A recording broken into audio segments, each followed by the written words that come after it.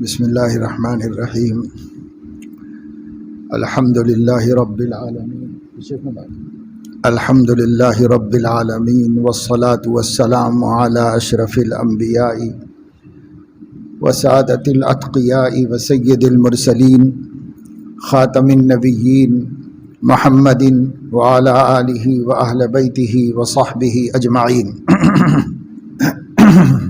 اما بعد قال اللہ تبارک و تعالی ألم يأن للذين آمنوا أن تخشع قلوبهم لذكر الله وما نزل من الحق ولا يكونوا كالذين أوتوا الكتاب من قبل فطال عليهم الأمد فقست قلوبهم وكثير منهم فاسقون صدق اللہ العظیم۔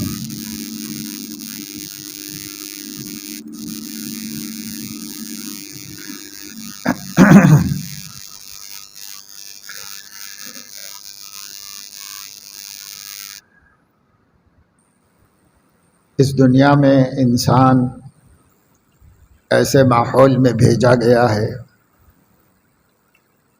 جو مقصد حیات کو بھلا دیتا ہے اور اپنے خالق اور مالک سے غافل کرتا ہے اور غفلت کی دلدل میں پھنسا دیتا ہے۔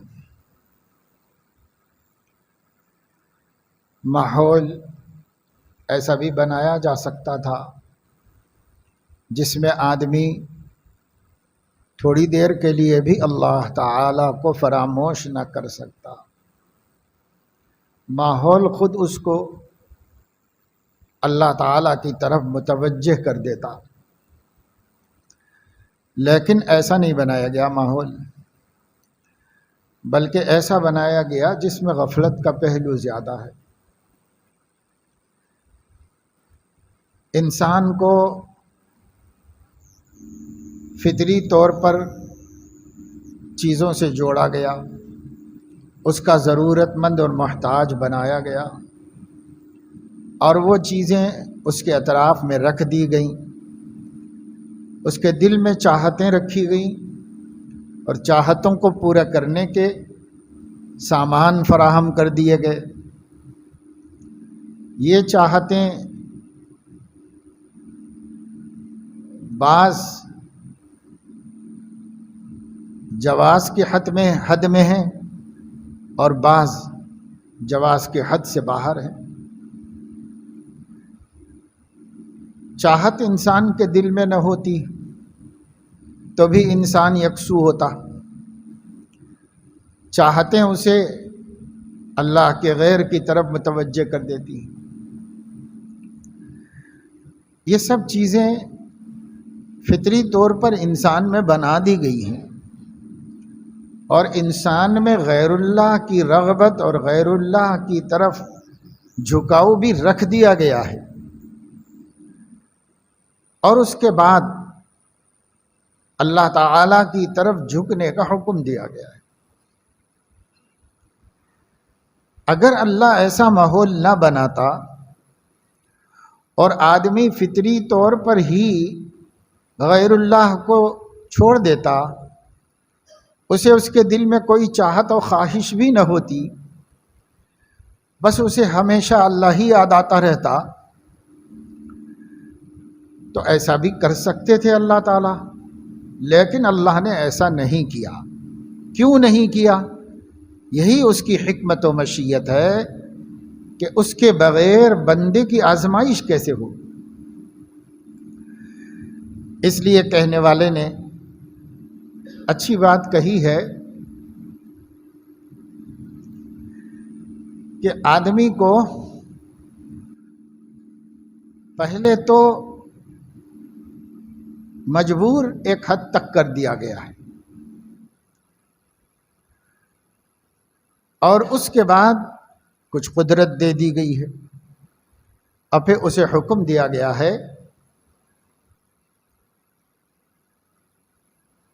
کہ جن چیزوں کے اندر مبتلا کیے گئے ہو ان چیزوں میں مبتلا ہونے سے اپنے کو بچاؤ اور اپنے آپ کو محفوظ رکھو۔ برسر قعر دریا تختہ بندم کر دئی، باز می گوئی کہ دامن تر نشد ہوشیار، کہ ایک تختے پہ باندھ کر مجھے پانی میں پھینک دیا گیا ہے اور مجھ سے کہا جا رہا ہے کہ کپڑے بھیگنے نہ پائیں، ہوشیار رہو۔ تو یہ جو صورتحال بنائی گئی ہے یہ امتحان کے لیے، یہ آزمائش کے لیے ہے۔ اگر کچھ بھی مخالف نہ ہوتا، کوئی چیز خدا سے غافل کرنے والی نہ ہوتی، تو پھر بندے کا اس میں کیا کمال ہوتا اور بندے کا اس کے اندر کیا مجاہدہ ہوتا، جس کو قبول کر کے اللہ رب العزت بڑے بڑے اجر عطا فرماتے ہیں اور بڑے بڑے مقامات عطا فرماتے ہیں۔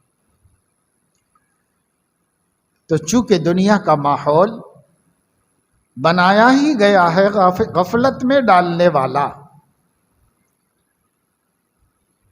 آپ جدھر نظر اٹھا کے دیکھیں چیزیں آپ کو اپنی طرف کھینچتی ہیں،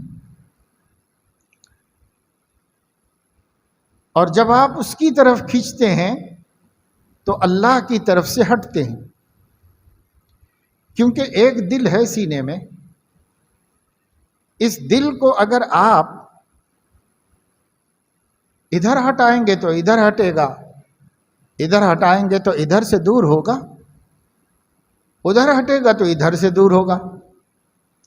ایک ہی چیز ہے، اگر اسے کھینچا جائے تو کسی ایک طرف کھینچے گی، یا ادھر سے نزدیک ہو جائے گی یا ادھر سے نزدیک ہو جائے گی۔ اسی طریقے سے ہمارے دل کا معاملہ ہے۔ اگر دنیا کی چاہتیں، دنیا کی رغبتیں، دنیا کی محبتیں زیادہ طاقتور ہیں تو وہ دل کو اپنی طرف کھینچ لیں گی، اللہ سے دور ہو جائے گی، کیونکہ ایک سائڈ دنیا ہے اور ایک طرف آخرت اور اللہ تعالیٰ ہے۔ اب کھینچا تانی ہو رہی ہے، کشاکش اور کشمکش۔ دنیا کی محبت غالب ہوگی تو دل ادھر آ جائے گا، جب ادھر آئے گا تو اللہ سے دور ہو جائے گا۔ آخرت کی محبت غالب ہوگی تو دل ادھر جائے گا تو دنیا سے دور ہو جائے گا۔ تو اب ایک دل ہے، اسے اس طرف رکھنا ہے یا اس طرف، اور اسے بیچ کے اندر رکھنا ہے، تو بیچ کے اندر رہ کر وہ لا الہ الا ولا الہ الا ہو جائے گا، مذبذبین بین ذالک، کچھ دنیا اور کچھ آخرت۔ جیسے ہم کہتے ہیں نہ خدا ہی ملا نہ وصال صنم، نہ ادھر کے رہے نہ ادھر کے رہے، تو یہ بیچ میں نہیں رہے گا، دل جھکے گا۔ یہ آپ کی بات ہے فیصلہ کرنے کی کہ اسے کدھر جھکنے دے، دانے بائیں۔ داہنے اللہ ہے اور بائیں اللہ کا دشمن ہے، تو کدھر جھکنے دیں اپنے دل کو، یہ فیصلہ آپ کو کرنا ہے۔ اسی فیصلے کے کرنے کے لیے عقل دی گئی ہے، سمجھ دی گئی ہے، علم دیا گیا ہے، انسان کو قدرت دی گئی ہے، اختیار دیا گیا ہے۔ یہ ساری چیزیں جو اللہ نے بندے کو دی ہیں، جو دراصل اللہ کی صفتیں ہیں۔ اللہ تبارک و تعالی شانہ قادر ہے، بندے کو بھی قدرت دیا ہے۔ اللہ رب العزت سمیع ہے، بندے کو بھی سماعت دی۔ اللہ تعالیٰ بصیر ہیں، بندے کو بھی بصارت دی۔ اللہ تعالیٰ ارادہ رکھتے ہیں، بندے کو بھی ارادہ دیا ہے۔ اللہ تعالیٰ قدرت رکھتے ہیں، بندے کو بھی قدرت دی ہے۔ اللہ رب العزت مخلوقات کو پیدا کرتے ہیں، بندے کو بھی چیزیں بنانے اور پیدا کرنے کی طاقت دی ہے۔ تو اللہ رب العزت نے اپنی ذاتی صفات میں سے کچھ حصہ، چاہے وہ شمع برابر، ذرہ برابر ہی کیوں نہ ہو، چاہے وہ قطرہ بمقابلہ سمندر ہی کیوں نہ ہو، مگر دیا ہے کہ نہیں دیا ہے؟ دیا تو ہے اللہ نے ہم، ہم دیکھتے ہیں، دیکھنے والے کو بصیر کہتے ہیں، اللہ بھی بصیر ہے۔ ہم سنتے ہیں، سننے والے کو سمیع کہتے ہیں، اللہ بھی سمیع ہے۔ ہم بولتے ہیں، بولنے والے کو متکلم کہتے ہیں، اللہ بھی متکلم ہے، قرآن اس کا کلام ہے۔ ہم چلنے پر، اٹھنے پر، بیٹھنے پر قادر ہیں، اللہ بھی قادر ہے، قدرت والا ہے۔ ہم چاہتے ہیں، یعنی یہ کام کریں، وہ کام کریں، کریں نہ کریں، یہ ہم چاہتے ہیں۔ چاہنے کو ارادہ کہتے ہیں۔ ہم ارادہ کرتے ہیں تو اللہ بھی ارادہ کرنے والا ہے۔ یفعل ما یرید، جو چاہتا ہے وہ کرتا ہے، وہ چاہنا ہمیں بھی حاصل ہے، اور چاہنے کے لیے اسباب اختیار کرنے کی قدرت بھی ہم کو حاصل ہے۔ کہنے کا مطلب یہ نہیں ہے کہ ہم خدا کے برابر ہو گئے، نہیں، یہ سب صفتیں اللہ نے جو اپنی شان کے لیے اپنے پاس رکھی ہیں، اس کا کچھ حصہ بندے کو بھی دے کر زمین پر اس کو اپنا خلیفہ بنا دیا۔ خلیفۃ اللہ فی الارض، یہ انسان زمین پر اللہ کا خلیفہ ہے۔ خلیفہ کو اختیارات ہونے چاہیے، اللہ تعالیٰ نے اختیارات دیے ہیں۔ یہ اور بات ہے کہ سب محدود ہیں، اللہ کے اختیارات لامحدود ہیں۔ ہمارا دیکھنا ایک حد تک ہے، اس کے آگے ہم نہیں دیکھ سکتے۔ اللہ کے دیکھنے کی کوئی حد نہیں۔ ہمارا سننا ایک حد تک ہے، اس سے دور کی آواز ہم نہیں سن سکتے، اور اللہ کے سننے کی کوئی حد نہیں ہے۔ ہمارا بولنا ایک حد تک ہی ممکن ہے، اس کے آگے ہم نہیں بول سکتے، لیکن اللہ تعالیٰ کے تکلم کی کوئی حد نہیں ہے۔ ہماری قدرت محدود ہے، کہیں جا کے اٹکیں گے اور آگے نہیں چل سکیں گے، اس سے زیادہ ہم نہیں کر سکیں گے، لیکن اللہ کی قدرت لامحدود ہے۔ ہمارا ارادہ ہے، مگر اس کی حد ہے، اللہ رب العزت کے ارادوں کی کوئی حد نہیں۔ تو ساری صفتیں باری تعالیٰ کی ہمارے اندر اس کی جھلک موجود ہے، اس کا عکس موجود ہے، تاکہ ہم اس کے خلیفہ کہلائیں، تاکہ ہم اشرف المخلوقات ثابت ہوں۔ اس لیے سب اللہ تعالیٰ نے ہم کو دے دیا ہے۔ اس کے بعد عالم میں ہر چیز رکھ دی ہے۔ یہ بندہ ارادہ پہ قادر ہے، اچھا کام کرنے کا ارادہ بھی کر سکتا ہے، برے کام کرنے کا ارادہ بھی کر سکتا ہے۔ میں سامنے کوئی نامحرم ہے، نہ دیکھوں اس کا ارادہ بھی کر سکتا ہے، اور دیکھوں اس کا ارادہ بھی کر سکتا ہے۔ نہ دیکھنے کا ارادہ اچھے کام کا ارادہ ہے، اور دیکھنے کا ارادہ برے کام کا اور غلط کام کا ارادہ ہے۔ ارادہ تو کر سکتا ہے، وہ اچھے کا بھی کر سکتا ہے، برے کا بھی کر سکتا ہے۔ بھوک لگ رہی ہے، سامنے کسی دوسرے کا کھانا ناشتہ رکھا ہوا ہے، وہ موجود نہیں ہے، یہ چاہ سکتا ہے کہ بھائی کھا لوں، کون دیکھ رہا ہے، یہ برے کام کا ارادہ ہے۔ یہ بھی بندہ چاہ سکتا ہے کہ دوسرے کی چیز ہے، چاہے کتنی بھوک لگے نہیں کھائیں گے، ہم نہیں کھانا چاہیے، یہ اچھے کام کا ارادہ ہے اس کے پاس۔ کسی نے کوئی سوال کیا تو آپ کے دل میں آ سکتا ہے کہ جھوٹ جواب دے دوں، یہ برے کام کا ارادہ ہے۔ آپ کے جی میں آ سکتا ہے کہ نہیں نہیں، جھوٹ کا کیا فائدہ ہے، سچ بولنا چاہیے، سچ بول دیتا ہوں، نقصان ہو جائے میرا، کوئی بات نہیں، یہ اچھے کام کا ارادہ ہے۔ کسی کا ذکر نکل گیا مجلس میں تو اس کی کوئی برائی یاد آ گئی، جی چاہتا ہے کہ ارے موقع ہے لوگوں کے سامنے بول دوں کہ وہ آدمی ایسا ہے، یہ برے کام کا ارادہ ہے. یہ خیال آیا کہ نہیں بولنا چاہیے، خواہ غیبت کا گناہ کیوں مول لوں، یہ اچھے کام کا ارادہ ہے. دن بھر جو بھی ہم کرتے ہیں یا خیر کا ارادہ کرتے ہیں یا شر کا ارادہ کرتے ہیں، یا بھلے کام کا ارادہ ہے یا برے کام کا ارادہ ہے، مگر ارادہ ہوتا رہتا ہے نا. چاہت جس کو کہتے ہیں، چاہتیں نیند میں سے اٹھنے سے لے کے چل رہی ہیں، اٹھے وقت بھی چاہت رہتی ہے. جی چاہتا ہے کہ ارے بھائی ابھی نیند پوری نہیں ہوئی، سو جاؤ، تو یہ برے کام کا ارادہ ہے. اور یہ بھی ہم سوچ سکتے ہیں کہ نہیں بھائی نماز پڑھ لیں گے پھر لیٹ جائیں گے، پھر آرام کر لیں گے، نماز چھوٹ نہ جائے، یہ اچھے کام کا ارادہ ہے. تو نیند میں سے اٹھنے سے لے کر رات کو سونے تک اچھے کاموں کے لیے بھی مواقع ہیں کہ آپ چاہیں، یعنی اچھا کام چاہنے کا موقع ہے، اور برے کاموں کو چاہنے کا بھی موقع ہے.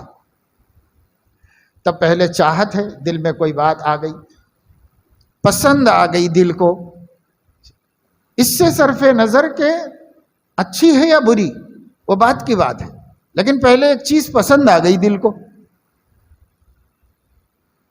تو اس کے بعد آدمی اس کام کو کرنے نہ کرنے کا فیصلہ کرتا ہے. یہ اپنی چاہت کے لیے ارادہ کرنا ہے. جو فیصلہ ہے وہ ارادہ ہے ہمارا. اب اس ارادے کو عمل میں لانے کے واسطے اسباب اختیار کرنے پڑتے ہیں، اس کو اختیار کہتے ہیں. اللہ نے انسان کو چاہتیں دیں، قوت ارادہ دیا، اسباب اختیار کرنے کے لائق بنایا. یہاں تک جو کچھ ہوتا ہے وہ بندہ کرتا ہے. جب ہم نے اسباب اختیار کر لیے، چاہے وہ طاعت کے ہوں چاہے معصیت کے ہوں، چاہے وہ نیکی کے ہوں چاہے بدی کے ہوں، چاہے وہ بھلا کام ہو چاہے برا کام ہو، اسباب تک ہم پہنچ گئے تو اسباب میں فی نفسی ہی کوئی تاثیر نہیں ہے. یہاں سے اللہ کا کام شروع ہوتا ہے. اللہ پاک اس سبب کو مؤثر بناتا ہے. گناہ کا سبب اختیار کیا تو اس سبب کو گناہ کرنے کے قابل بنا دیتا ہے، اور نیکی کا سبب اختیار کیا تو اس سبب کو نیکی کرنے کے قابل بنا دیتا ہے. اسباب میں تاثیر کا پیدا کرنا مسبب کا کام ہے، لیکن اسباب کو اختیار کرنا بندے کا کام ہے. یہ ایک حقیقت ہے. مختصر الفاظ میں، دوسرے الفاظ میں آپ سمجھو تو یوں سمجھو کہ قدرت کا ایک حصہ ہمارے پاس ہے اور قدرت کا ایک بہت بڑا حصہ اللہ کے پاس ہے. ہماری قدرت ہم اختیار کرتے، استعمال کرتے ہیں، پھر اللہ اپنی قدرت کا ظہور فرماتا ہے. اس لیے گناہ کا سزا دینے کا یا جزا دینے کا فیصلہ وہ ہماری قدرت کے استعمال پر ہے، اور ہوتا تو سب اللہ سے. وہ جو برا کیا وہ بھی اللہ کے بغیر نہیں ہو سکتا، وہ جو اچھا کیا وہ بھی اللہ کے بغیر نہیں ہو سکتا. لیکن ہم کو جو سزا اور جزا دی جاتی ہے، ہم کو جو ثواب یا عذاب ملے گا، اس قانون کا تعلق ہمارے اختیار اور اقتدار سے ہے. اس لیے کہ اگر آپ نے نیکی کا ارادہ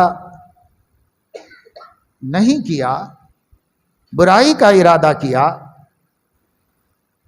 اگر وہ نہ کر کے اچھائی کا کرتے تو اللہ اچھائی کو پیدا کر دیتا. تو اس میں اب اللہ کی کیا ذمہ داری ہو رہی ہے؟ ساری ذمہ داری ہمارے اوپر آ رہی. جیسے میں نے چند مثالیں دی آپ کو. بیٹھے بیٹھے مجلس میں کسی کا ذکر نکل گیا، وہ آدمی غائب ہے، اس کی کوئی برائی آپ کو یاد آ گئی، آپ نے سوچا کہ بھائی یہ اس مجلس میں بتا دوں کہ وہ آدمی کے اندر یہ خرابی ہے. اس کی برائی کا ذکر کرنا. تو یہ خیال آیا، اس کا ارادہ ہوا، تو آپ نے اب بولنا چاہا اور وہ برائی بیان کرنا شروع کیا. اس کے لیے زبان کو حرکت دی اور ضمیر میں جو ہے زبان پر لانا شروع کیا. یہ قدرت کا استعمال ہے، اسباب کا اختیار ہے. جب آپ نے یہ کیا تو اب زبان بولے بھی اس میں گویائی کی قدرت کو باقی رکھنا اللہ کی ذمہ داری ہے.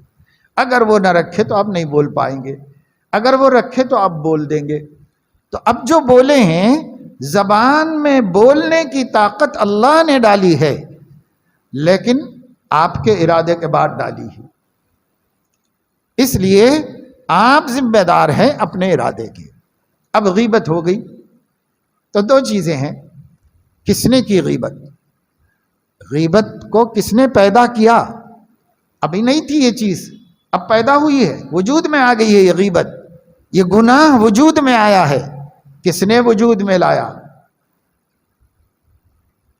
تو ہماری قدرت کے اعتبار سے کہا جائے گا کہ ہم نے وجود میں لایا، بندے نے وجود میں لایا. لیکن اگر اللہ کی قدرت شامل نہ ہوتی تو بندہ اس پہ قادر نہیں تھا کہ اس کو وجود میں لا سکے. تو جس قدرت کی نسبت اللہ کی طرف ہے، وہ قدرت اللہ تعالی کا عدل ہے اپنے بندوں کے ساتھ. اور جو قدرت کی نسبت ہماری طرف ہے، یہ ہمارا فعل ہے. اچھا ہے تو اچھا ہے، برا ہے تو برا ہے. اللہ کے ذمے جو کام ہے وہ اسے کرنا ہی کرنا ہے. اگر وہ نہ کرے تو بندہ عاجز ہو جائے گا. تو بندے کو عاجز رہنے سے بچانے کے لیے اللہ وہ کرتا ہے. اس لیے اس عقیدے میں دھوکے میں نہیں پڑنا چاہیے. بہت سے لوگ اسی وجہ سے بہت سے خیر سے محروم ہیں کہ بھئی اللہ میاں نہیں چاہ رہا تو ہم کیا کریں گے.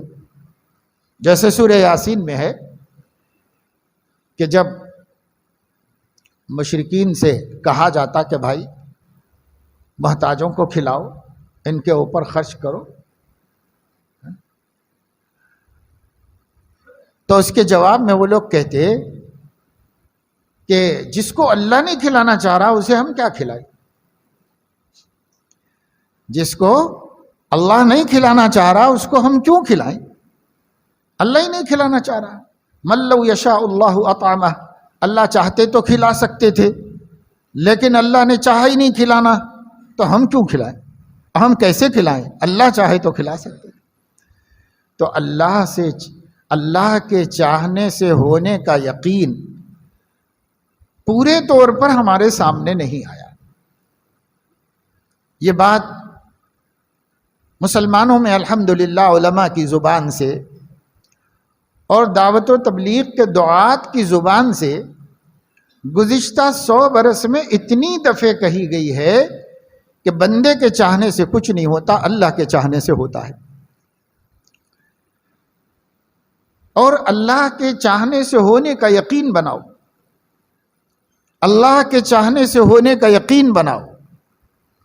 یہ بات ایمان کو شرک سے ہٹانے کے واسطے اور ایمان کو صحیح رستے پر لگانے کے واسطے ضرورت محسوس کی تو اکابر علماء نے بہت بولی.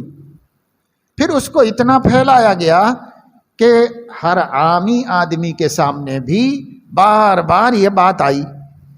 اتنی دفعہ آپ نے سنا، اتنی دفعہ سنا، اتنی دفعہ سنا کہ یہ ہمارا پکا یقین بن گیا، عقیدہ بن گیا کہ اللہ کے چاہنے سے ہوتا ہے، اللہ کے غیر کے چاہنے سے نہیں ہوتا. لیکن اس میں تھوڑی کسر رہ گئی، اور وہ کسر یہ رہ گئی کہ اس سے غلط فہمی پیدا ہو گئی کہ مجھے بھی کچھ کرنا نہیں ہے، بس اللہ کے چاہنے کا انتظار کرنا ہے. اللہ چاہے گا تو ہوگا، اللہ نہیں چاہے گا تو کیا ہوگا بھائی؟ اللہ نہیں چاہے گا تو کچھ بھی نہیں ہوگا. تو اب اللہ ہی چاہے کہ میں نمازی بن جاؤں تو بنوں گا، اللہ ہی چاہے کہ میں روزہ رکھوں تو رکھوں گا، اللہ ہی چاہے کہ میں نگاہوں کی حفاظت کروں تو کروں گا، کیونکہ اللہ کے غیر سے کچھ نہیں ہوتا، سب اللہ سے ہوتا ہے. تو یہ اہل السنت والجماعت کا عقیدہ نہیں ہے۔ اہل السنت والجماعت کا جو عقیدہ ہے اس میں تھوڑی تفصیل ہے۔ یہ عقیدہ تو بالکل ٹھیک ہے، وَمَا تَشَاءُونَ إِلَّا أَن يَشَاءَ اللَّهُ رَبُّ الْعَالَمِينَ، سب رب العالمین کے چاہنے سے ہوتا ہے، یہ عقیدہ بالکل ٹھیک ہے، لیکن اس کی تھوڑی تفصیل ہے۔ وہ یہ کہ اللہ نے خود چاہا ہے کہ بندے کو چاہنا آئے، یہ بھی اللہ نے چاہا ہے، اور اسی وجہ سے آپ کو قدرت اور اختیار اور ارادہ دیا ہے۔ نہ چاہتا تو دیتا ہی نہیں ہم کو، تو چاہ کر ہی تو دیا ہے اس نے۔ جب اس نے یہ دے دیا ہے تو ہمارے اندر بھی کچھ کرنا کی طاقت ہے۔ اور جیسے آپ نے سنا ہوگا کہ سیدنا علی کرم اللہ وجہہ سے بدو نے، یعنی ایک دیہاتی شخص نے پوچھا کہ یہ کیسے ہو سکتا ہے کہ بندہ قادر بھی ہو، بندہ عاجز بھی ہو؟ ہم عاجز بھی ہیں، ہم قادر بھی ہیں، ایسے کیسے ہو سکتا ہے؟ یا قادر ہوں گے یا عاجز ہوں گے، دونوں ضد ہیں ایک دوسرے کی، دونوں چیزیں جمع کیسے ہوں گی؟ تو حضرت علی نے فرمایا کہ اچھا ذرا ٹھہر، ایک پیر اٹھاؤ۔ تو اس نے فوراً اپنا پیر اٹھا لیا۔ فرمایا دوسرا بھی اٹھاؤ، تو مبہوت ہو گیا، دوسرا کیسے اٹھے گا بھائی؟ دوسرا اٹھانے کے لیے یہ رکھنا پڑے گا، دوسرا اٹھے گا ہی نہیں۔ تو فرمایا کہ سمجھ میں آ گیا؟ وہ کہنے لگا کہ میں بات سمجھ گیا، بالکل انسان قادر بھی ہے عاجز بھی ہے، ایک پیر اٹھانے پہ قادر ہے، دوسرا اٹھانے سے عاجز ہے، تو قادر بھی ہے عاجز بھی ہے۔ یہ ایک حصی مثال تھی سمجھانے کی، حضرت نے ایک دیہاتی آدمی کے حساب سے سمجھا دیا اس کو۔ تو بات دراصل یہ ہے میرے عزیزوں، بہنوں، بیٹیوں، یہ بات دھیان میں بٹھا لو کہ اللہ نے ہمیں اچھا کرنے کا، برا کرنے کا اختیار دیا ہے، اس کی قدرت دی ہے، اسباب دیے ہیں۔ ہم ہی چاہتے ہیں، ہم ہی ارادہ کرتے ہیں، ہم ہی قدرت کا استعمال کر کے وہ عمل کرتے ہیں۔ اچھا ہوتا ہے تو تم کو اجر ملتا ہے، برا ہوتا ہے تو اس کی سزا ملتی ہے۔ کیوں کیا تم نے ہی ہے۔ باقی اس فعل کو پیدا کر دینا یہ ہمارے ہاتھ میں نہیں ہے، یہ وہ اللہ کی قدرت ہے۔ وہ اپنا کام برابر کر رہا ہے ازل سے، جب سے بندوں کو بنا کر اس کا مکلف بنایا ہے، جب سے آدم کو پیدا کیا ہے، اللہ جو بندہ کرنا چاہ رہا ہے اس کے فعل کو خلق کرتا ہے۔ خلق و افعال العباد وہ اللہ تبارک و تعالی شانہ کی قدرت کا مظہر ہے۔ یعنی تو تھوڑی نازک سی بات ہے، لیکن ابھی نہ سمجھ میں آئے تو اپنی بستی میں کسی اپنے عالم سے اس کو سمجھ۔ جب یہ بات سمجھ میں آئے گی، میں بولنا بھی اس لیے چاہ رہا ہوں کہ اولاً تو اعتقاد کی خرابی میں مبتلا نہ ہو کہ ہم مجبور ہیں، اپنے کو مجبور سمجھنا یہ قدریہ کا عقیدہ ہے۔ جبریہ ایک باطل فرقہ ہے، اس کا عقیدہ ہے خدا کے جبر کے تحت ہم مجبور ہیں۔ اور ایک فرقہ گزرا ہے جس کو قدریہ کہا جاتا ہے، جس کا ماننا یہ ہے اللہ کا کوئی دخل نہیں ہمارے اعمال میں، ہم قادر مطلق ہیں، ہم جو چاہتے ہیں کرتے ہیں، اللہ کا کچھ بھی دخل نہیں۔ ایسے لوگ بھی پیدا ہوئے عہد صحابہ ہی میں، بلکہ حضور علیہ الصلاۃ والسلام نے ایسے لوگ پیدا ہونے کی پیشین گوئی بھی فرما دی، پہلے ہی بتا دیا حضور نے۔ چنانچہ بعض لوگوں کا تعارف کر کے فرمایا کہ مجوس هذه الامہ، اس امت کے مجوسی ہیں، یہ لوگ ہیں تو مسلمانوں میں سے لیکن عقیدتاً مجوسی ہیں، مجوسیوں جیسا عقیدہ رکھتے ہیں۔ اور بعض عقیدے بتا کر حضور علیہ السلام نے فرمایا یہ اس امت کے قدریہ ہیں، کہ یہ مسلمان ہو کر بھی عقیدہ قدریوں کا رکھتے ہیں، یہ مسلمان ہو کر بھی عقیدہ جبریوں کا رکھتے ہیں مسلمان لیکن عقیدہ خراب ہے۔ تو چونکہ ہم لوگوں نے بھی غلط فہمی سے ایسا سمجھ رکھا ہے تو اس کو ذہن سے نکال لینا چاہیے اور صحیح عقیدہ ماننا چاہیے۔ یہ بھی ٹھیک کہ ما تشاءون الا ان یشاء اللہ رب العالمین، مشیت اللہ ہی کی نافذ ہوتی ہے، اور اللہ کے علاوہ کسی کی مشیت نافذ ہونے میں خود مختار نہیں ہے، پابند ہے، پر مشیت ہمارے پاس بھی ہے، وہ چاہے پابند مشیت ہی صحیح، وہ چاہے محدود مشیت ہی صحیح، پر ہے ہمارے پاس بھی، اللہ نے ہمیں دی ہے۔ علی کل شیء قدیر، یہ صرف اللہ کی شان ہے، لیکن قدیر ہم بھی ہیں، اگرچہ کہ علی کل شیء نہ ہوں، کسی حد تک ہوں، مگر ہیں تو صحیح اس حد تک، جس حد تک ہماری مشیت اور ارادہ اور قدرت ہے اس حد تک ہم مسئول ہیں، اللہ کو جواب دہ ہیں، اللہ اسی کا ہم سے مواخذہ کرے گا، اور جو قدرت اللہ نے ہمیں نہیں دی اس کا ہم سے اللہ کوئی مواخذہ نہیں کرے گا، کوئی سوال نہیں کرے گا اللہ تعالیٰ۔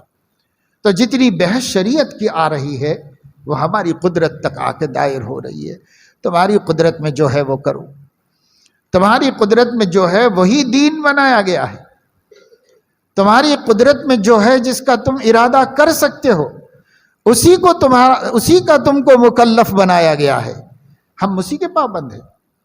اس لیے کہیں بھی ہم یہ بہانہ نہیں کر سکتے کہ مجھے اس کی قدرت نہیں، اس کا بہانہ کہیں بھی نہیں کر سکتے، قدرت نہ ہوتی تو مکلف نہ ہوتے۔ اللہ تعالیٰ کی شریعت جو ہے وہ قانون رحمت ہے، اللہ تعالیٰ ہر جگہ رحمت ہے، جہاں دیکھو شریعت میں رحمت ہی رحمت نظر آئے گی آپ کو، ہر جگہ اللہ نے رحمت کا ظہور فرمایا ہے، لیکن اسی رحمت کا یہ بھی تقاضا ہے کہ جس کام کا ہمیں حکم دیا ہے اس کے کرنے کی طاقت بھی دی، یہ گناہ چھوڑ دو، چھوڑنے کی طاقت دی ہے، یہ نیکی کرو، کرنے کی طاقت دی ہے، ہمیں اہل بنایا ہے، ہم اسی اہلیت کی وجہ سے مسئول ہیں اللہ کے ہاں، اسی کی وجہ سے جواب دینے کے پابند کیے گئے ہیں، قیامت میں جواب دینا پڑے گا، کیونکہ ہمیں قدرت کے ساتھ اللہ نے وہ حکم دیا تھا، کیوں نہیں ہم نے اس پہ عمل کیا، کیوں نہیں اس گناہ کو چھوڑا، کیوں نہیں اس نیکی کو کیا، اللہ ہم سے پوچھیں گے۔ تو ایک بنیادی بات جو ہمیں علماء کے سامنے بیٹھ کر اچھی طرح سمجھ لینے کی ہے کہ ہم قادر بھی ہیں، عاجز بھی ہیں، تو اس کی حقیقت کیا ہے،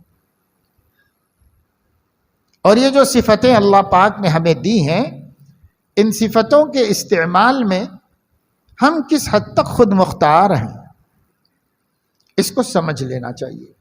جب یہ بات سمجھ میں آئے گی، بیسیوں غلط فہمیاں دور ہو جائیں گی، اور آدمی طے کر لے گا کہ بھائی اگر میں چاہوں تو نیک بن سکتا ہوں، اگر میں چاہوں تو اعلیٰ درجے کا متقی بن سکتا ہوں، اگر میں چاہوں تو اولیاء صدیقین میں اپنا شمار کر سکتا ہوں، اور اگر میں چاہوں تو وقت کا سب سے بڑا فرعون بن سکتا ہوں، اگر میں چاہوں تو نہایت فاسق فاجر و گناہگار انسان بن کے بتا سکتا ہوں، یہ چاہیں تو بھی کوئی روکنے والا نہیں، اور یہ چاہیں تو بھی کوئی روکنے والا نہیں، اللہ اس کی قدرت دیتا چلا جائے گا، اس کی قدرت دیتا چلا جائے گا ہم کو، بننے والے بنے۔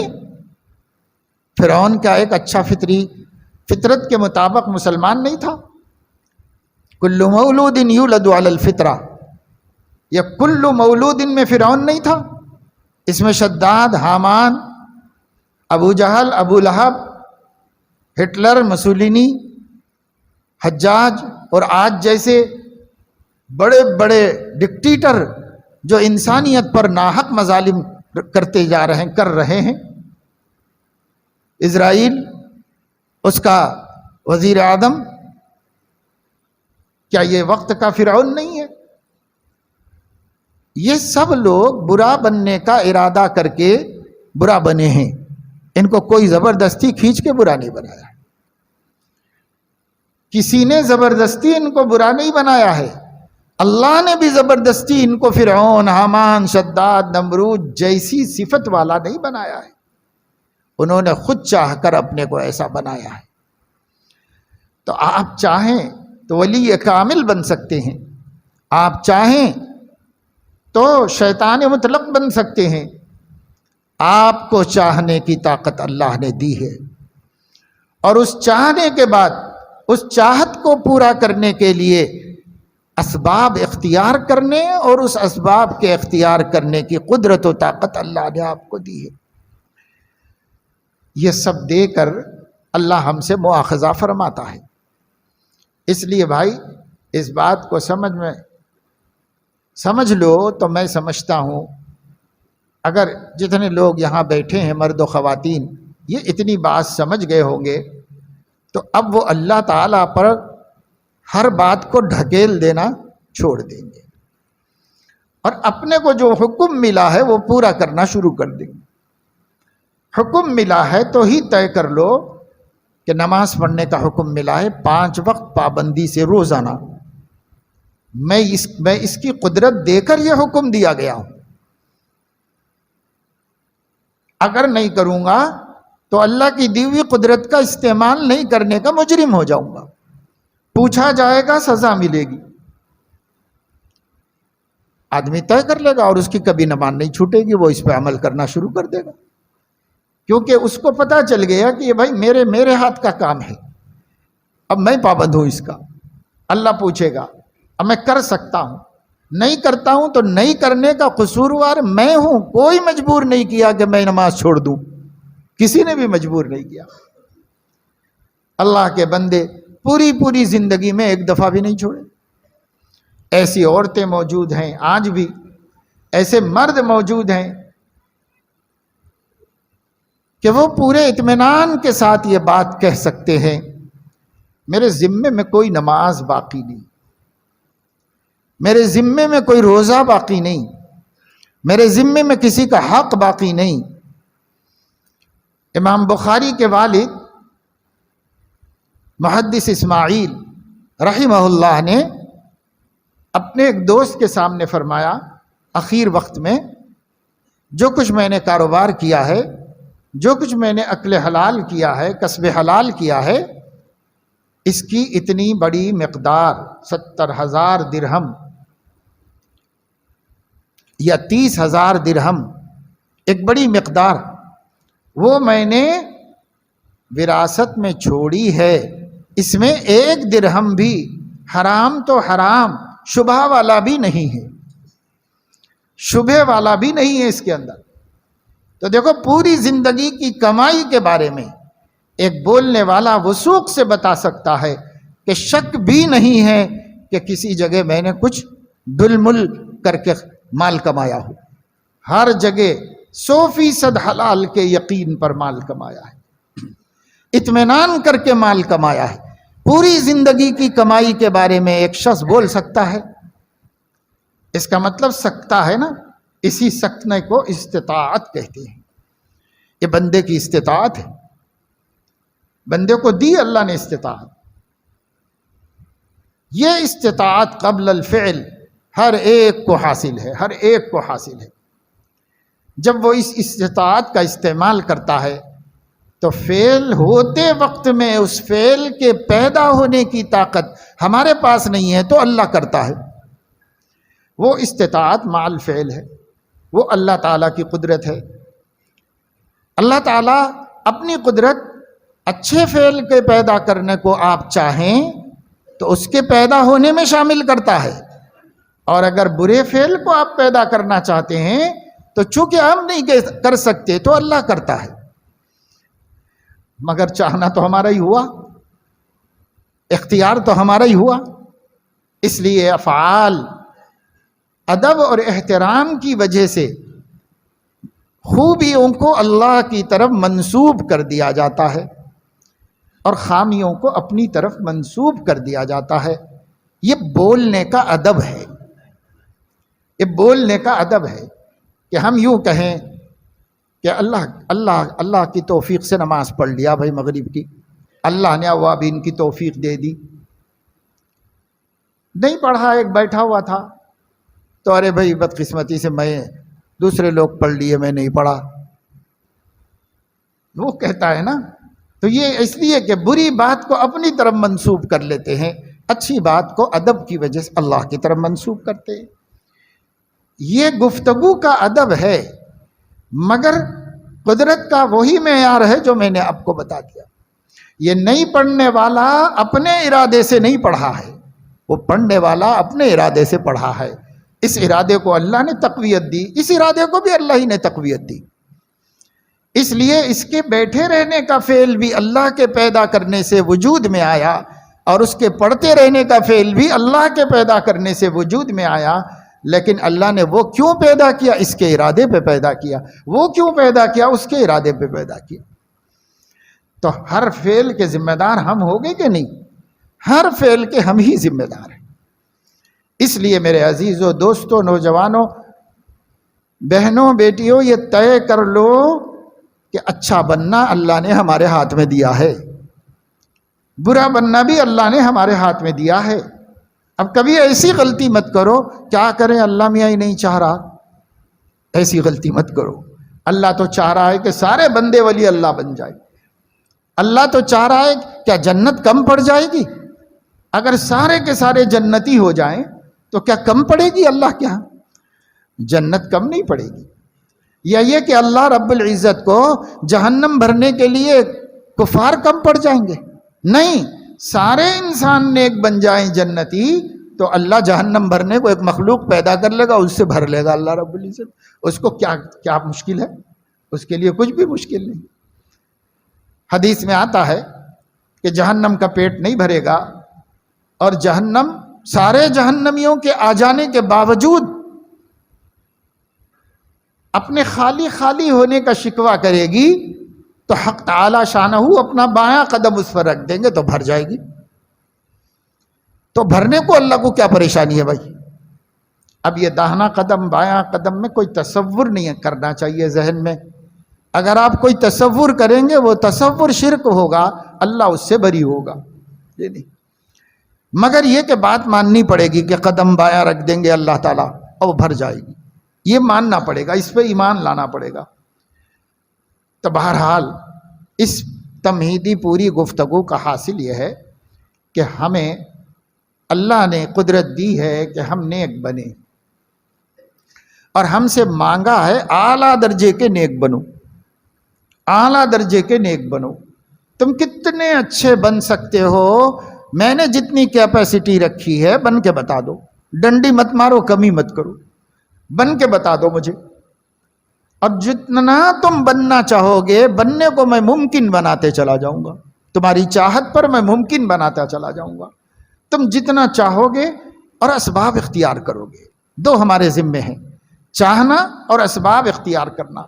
جتنا چاہو گے اعلیٰ سے اعلیٰ درجے کے قرب کو چاہو، اور اس کے اسباب عادیہ کو اختیار کرو، باقی وہاں تک پہنچا دینا یہ ایک ایسی قدرت ہے جو تمہارے اندر نہیں ہے، وہ میں شامل کر دوں گا۔ جس بندے کا جہاں تک ٹارگٹ ہے وہاں تک وہ پہنچنے کا اسباب اختیار کرے گا، میں پہنچاتا رہوں گا، پہنچ جائے گا بندہ وہاں پر۔ تو میں سمجھتا ہوں، امید کرتا ہوں کہ شاید آپ نے بات سمجھی ہوگی۔ یہ اہل السنت والجماعت کا عقیدہ ہے۔ اس عقیدے کے مطابق ہم لوگوں کو کسی دھوکے میں نہیں رہنا چاہیے، اور یہ سمجھنا کہ اللہ ہی توفیق نہیں دیا بہت غلط بات ہے۔ یہ اللہ تعالیٰ کی شان میں گستاخی ہے۔ اللہ تو ہر بندے کو اچھی توفیق دے کے بیٹھا ہوا ہے، اچھے کام کی قدرت دے کے اللہ بیٹھا ہوا ہے، اور جہاں سے تم نہیں کما سکتے وہاں سے فعل پیدا کرنے کا خود ذمہ لیا ہوا ہے۔ جیسے مثال کے طور پر دو آدمی بیٹھے ہوئے تھے چبوترے پر، اذان ہو گئی، ایک نے کہا کہ بھائی اذان ہو گئی چلو نماز پڑھ لیں، دوسرے نے کہا کہ یار تو جا میرا موڈ نہیں ہے، وہ بیٹھا رہا۔ یہ بندہ آ گیا، وضو بنایا، مسجد میں داخل ہوا، یہ نیک ارادے کے اسباب اختیار کر رہا ہے، وہ کھڑا ہوا، چلنا شروع کیا، مسجد پہنچا، وضو خانے میں گیا، وضو بنایا، پھر چلا، مسجد تک آیا، صف میں پہنچا، ہاتھ اٹھائے، نیت کی، اللہ اکبر کہہ کر ہاتھ باندھ لیا، رکوع کیا، سجدہ کیا، قاعدے میں بیٹھا، سلام پھیرا، نماز پوری کر دی۔ یہ سب کس نے کیا؟ بندے نے ارادہ کیا۔ اس ارادے کے بعد اس نے اپنے کو کھڑا کیا۔ کھڑے ہونا ایک فعل ہے، یہ وہ خود نہیں پیدا کر سکتا، اللہ نے پیدا کیا تو کھڑا ہوا۔ پھر اس نے چلنا شروع کیا۔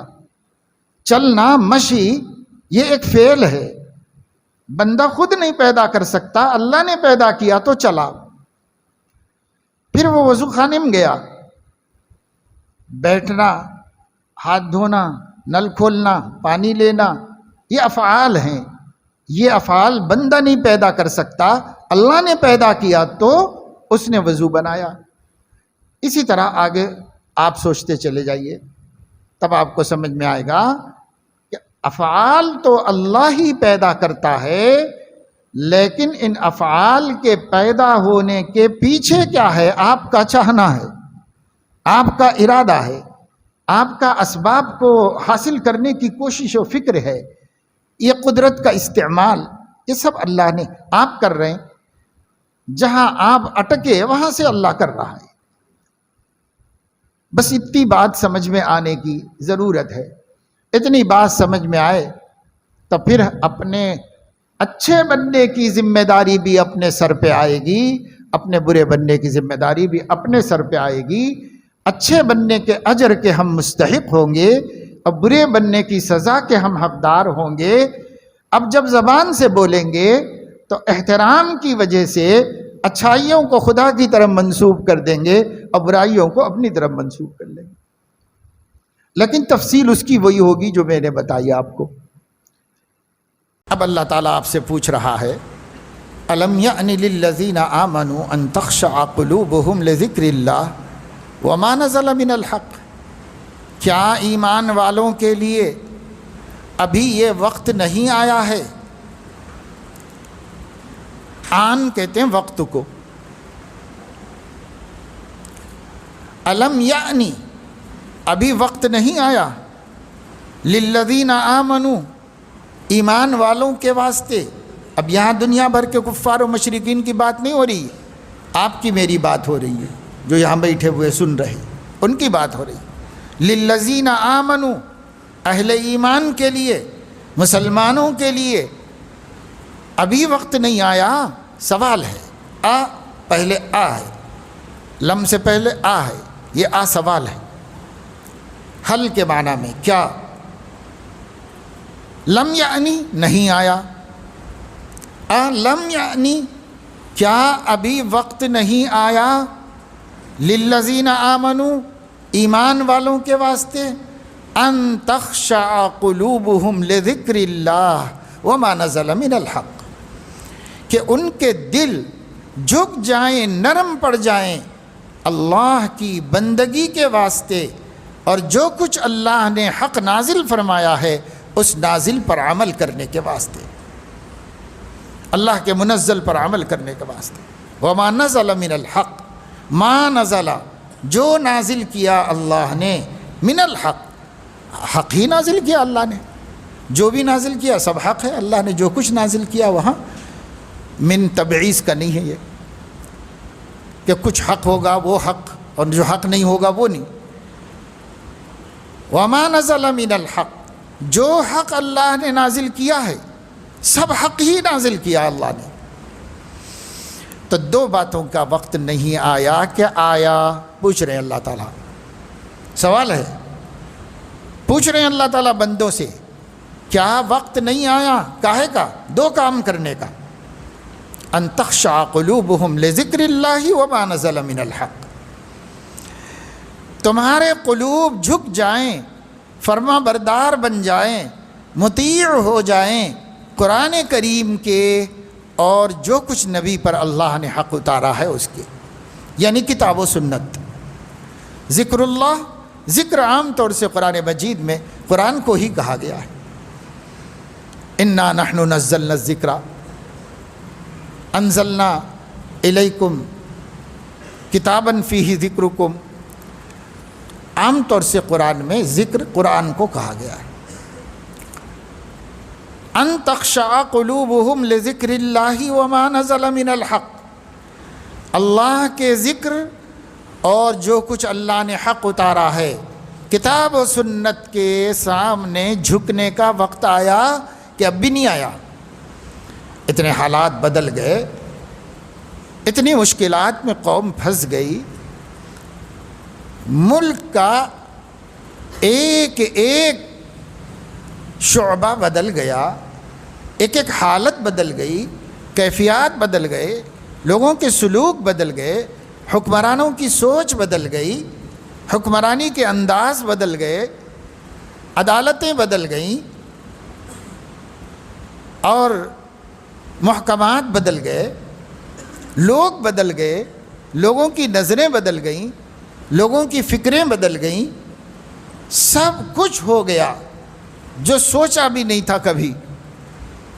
الم یأن للذین آمنوا، کیا ابھی بھی ایمان والوں کے لیے ٹائم نہیں آیا کہ وہ سارے گناہوں سے، جرائم سے، خبائث سے توبہ کر کے، فواحش سے توبہ کر کے، منکرات سے توبہ کر کے، ماحول کی خرابیوں سے نکل کے ان تخشع قلوبہم لذکر اللہ وما نزل من الحق، کہ ان کے دل اب جھک جائیں اللہ کی کتاب اور نبی کی تعلیمات کے سامنے، جھک جائیں.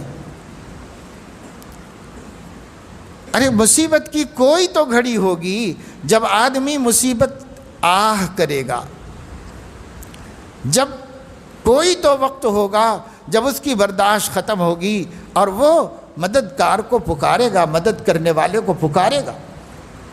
کوئی گھڑی تو ہوگی جب وہ پکارے گا، جب وہ وہاں پہنچ جائے گا جو جس کے فیصلوں سے وہ مصیبت میں پھنسا ہوا ہے، اسی کے قدم، اسی کی چوکھٹ پر آئے گا. کوئی برداشت کا وقت تو ہوگا کہ جب برداشت ختم ہو جائے. اللہ تعالیٰ فرما رہے ہیں کتنے حالات بدل گئے، اتنے حالات بدل گئے. مکہ کے مشرکین کے حق میں یوں پوچھا جا رہا ہے کہ مکہ فتح ہو گیا، جس کے زور پہ تم اپنے کو کچھ سمجھتے تھے، سارا زور ٹوٹ گیا، سردار مٹی پلید ہو گئی. بدر کے کنویں میں ایک ایک سردار کی سڑی لاشیں اس طرح کھینچ کر پھینکی گئی کہ رسی باندھ کے کتوں کی طرح کھینچتے تھے تو ٹانگ نکل کے آ جاتی تھی، ہاتھ ٹوٹ کے نکل جاتا تھا. یہ بڑے بڑے سرداروں کا جن کا غرور خدا کے آخری پیغمبر کے اوپر چڑھ گیا تھا، جن کی سرکشی، جن کی قدرت کا دھوکہ، جن کو سرداری کا فریب یہاں تک پہنچا دیا تھا کہ وہ امام الانبیاء کے مقابلے میں کھڑے ہوئے تھے. آج ان کے لاش کا ایک ایک عضو ٹوٹ ٹوٹ کر نکل رہا ہے اور انہیں ڈھکیل کر مردار گوشت کی طرح ایک کنویں میں پھینکا جا رہا ہے. یہ بھی ہو گیا، مکہ بھی فتح ہو گیا. بڑے بڑے سرکش جو کبھی نہیں جھکے تھے وہ آج جھک گئے. اب ان کو رستہ دوسرا نظر نہیں آیا، اسلام کے دامن ہی میں عافیت نظر آ گئی. اس وقت بھی کچھ لوگ تھے جو برابر دھوکے میں مبتلا تھے.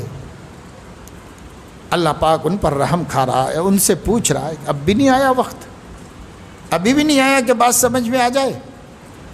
ارے اتنی ٹھوکریں کھا کے تو سمجھنا چاہیے. منظر بدل گیا. جس پتھر پر بیٹھ کر تم نے میرے حبیب کو، امام الانبیاء کو، کعبے کی چابی، میرے گھر کی چابی دینے سے انکار کر دیا تھا، مذاق اڑایا تھا کہ اوہو آپ کی صورت کہ آپ کے لیے کعبہ کھولا جائے، یوں مذاق اڑایا تھا. جس کے لیے کائنات بنی اس کو کعبے میں داخل ہونے نہیں دیا گیا. وہ وقت بھی تم نے دیکھ لیا اور یہ وقت بھی دیکھ لیا کہ اسی پتھر پر بیٹھ کر وہ اللہ کا نبی پورے شاہانہ اختیارات کے ساتھ، لاؤ چابی واپس کرو، ادب سے لا کے ہاتھ میں رکھ دیا، یہ منظر بھی دیکھ لیا، اور پھر جود و سخا اور کرم اور مہربانی کا یہ منظر بھی دیکھ لیا کہ وہ پوچھ رہا ہے اللہ کا بندہ پتہ ہے آج میں کس کو یہ چابی دوں گا؟ تو آپ کی مرضی ہے، آپ مالک ہیں، جو چاہے کریں، ہم تو مملوک ہو گئے۔ فرمایا ہاتھ آگے بڑھاؤ، اسی دشمن کے ہاتھ میں آپ نے چابی رکھی اور رکھ کر فرمایا کہ یہ لو کعبے کے، آج تم نگہبان بنائے جا رہے ہو، میرے حکم سے بنائے جا رہے ہو، آج سے لے کر قیامت تک تمہارے ہاتھ سے دنیا کی کوئی طاقت میری دی ہوئی چابی چھین نہیں سکے گا۔ تمہارا تو معاملہ اتنا ہی تھا کہ کل تمہاری شان تھی اور آج بدل گئی، تم یہاں بیٹھے تھے میں وہاں کھڑا تھا، آج میں یہاں بیٹھا ہوا ہوں تم یہاں کھڑے ہوئے ہو۔ اللہ اقتدار تو بڑے بڑے سرکشوں اور مغروروں کا بھی بدلتے رہیں گے، لیکن جس کے ہاتھ میں نے شرف دیا ہے، یہ شرف کو دنیا کی کوئی طاقت نہیں چھین سکی۔ جاؤ، تم نے گزشتہ سال ہمیں کعبے میں 2 رکعت پڑھنے نہیں دیا تھا، آج ہم تم کو متولی کعبہ بنا دیتے۔ اور آج تک 1450 سال گزر گئے، اسی شیبی فیملی کے گھر میں چابی ہے، بادشاہ 1000 بدل گئے لیکن اس کے پاس سے کوئی نہیں لے سکا۔ آج بھی محمد بن سلمان کو سعودی عرب کے فرمانروا کو کعبے میں جانا ہے تو انہی کو بلانا ہے، انہی سے کہنا ہے کہ بھائی کھول دو۔ خاندان بہت بڑا ہو گیا ہے، سعودیہ حکومت کے سالانہ بجٹ میں ایک بجٹ کا عنوان خاص طور سے شیبی خاندان کا سالانہ خرچہ ہے، اس خاندان کے اخراجات سرکار کے ذمے ہیں، کیونکہ اس خاندان کا کام صرف اللہ کے گھر کی حفاظت ہے اور اس کی ذمہ داری پوری سرکار پہ ہے۔ سرکار بجٹ باقاعدہ پاس کرتی ہے کہ صاحب اس خاندان، اب خاندان بہت بڑا ہو گیا تو بھی بجٹ پاس کرتی ہے کہ صاحب ان کو دینا ہے، کیونکہ ان کو اللہ کے نبی نے متولی کعبہ بنایا ہے۔ تو دیکھو حالات بدلتے ہیں، اتنے حالات بدل گئے، دیکھ لیا کعبے کے اوپر فتح اسلام کا جھنڈا لہرا دیا گیا، دشمن منہ چھپاتے پھر رہے ہیں۔ الم یعن للذین آمنوا،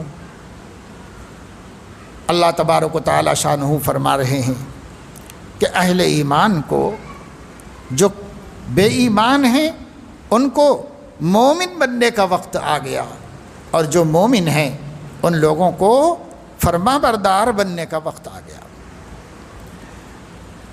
ان لوگوں سے بھی اللہ کا سوال تھا، لیکن جن کو محروم ہونا تھا محروم ہوئے، پھر بھی ہوئے، اکثریت کو سمجھ میں آ گیا۔ اور اب اللہ تعالیٰ اہل ایمان سے بات کر رہے ہیں، اہل ایمان سے فرما رہے ہیں کہ اہل ایمان کو بھی اللہ کی طرف پلٹنے میں ہی امن ہے، امان ہے، کامیابی ہے۔ اب ملک میں دیکھو حالات بہت بدل گئے، ہم کو اپنے اندر دل کے کانوں سے خدا کی آواز سننا چاہیے۔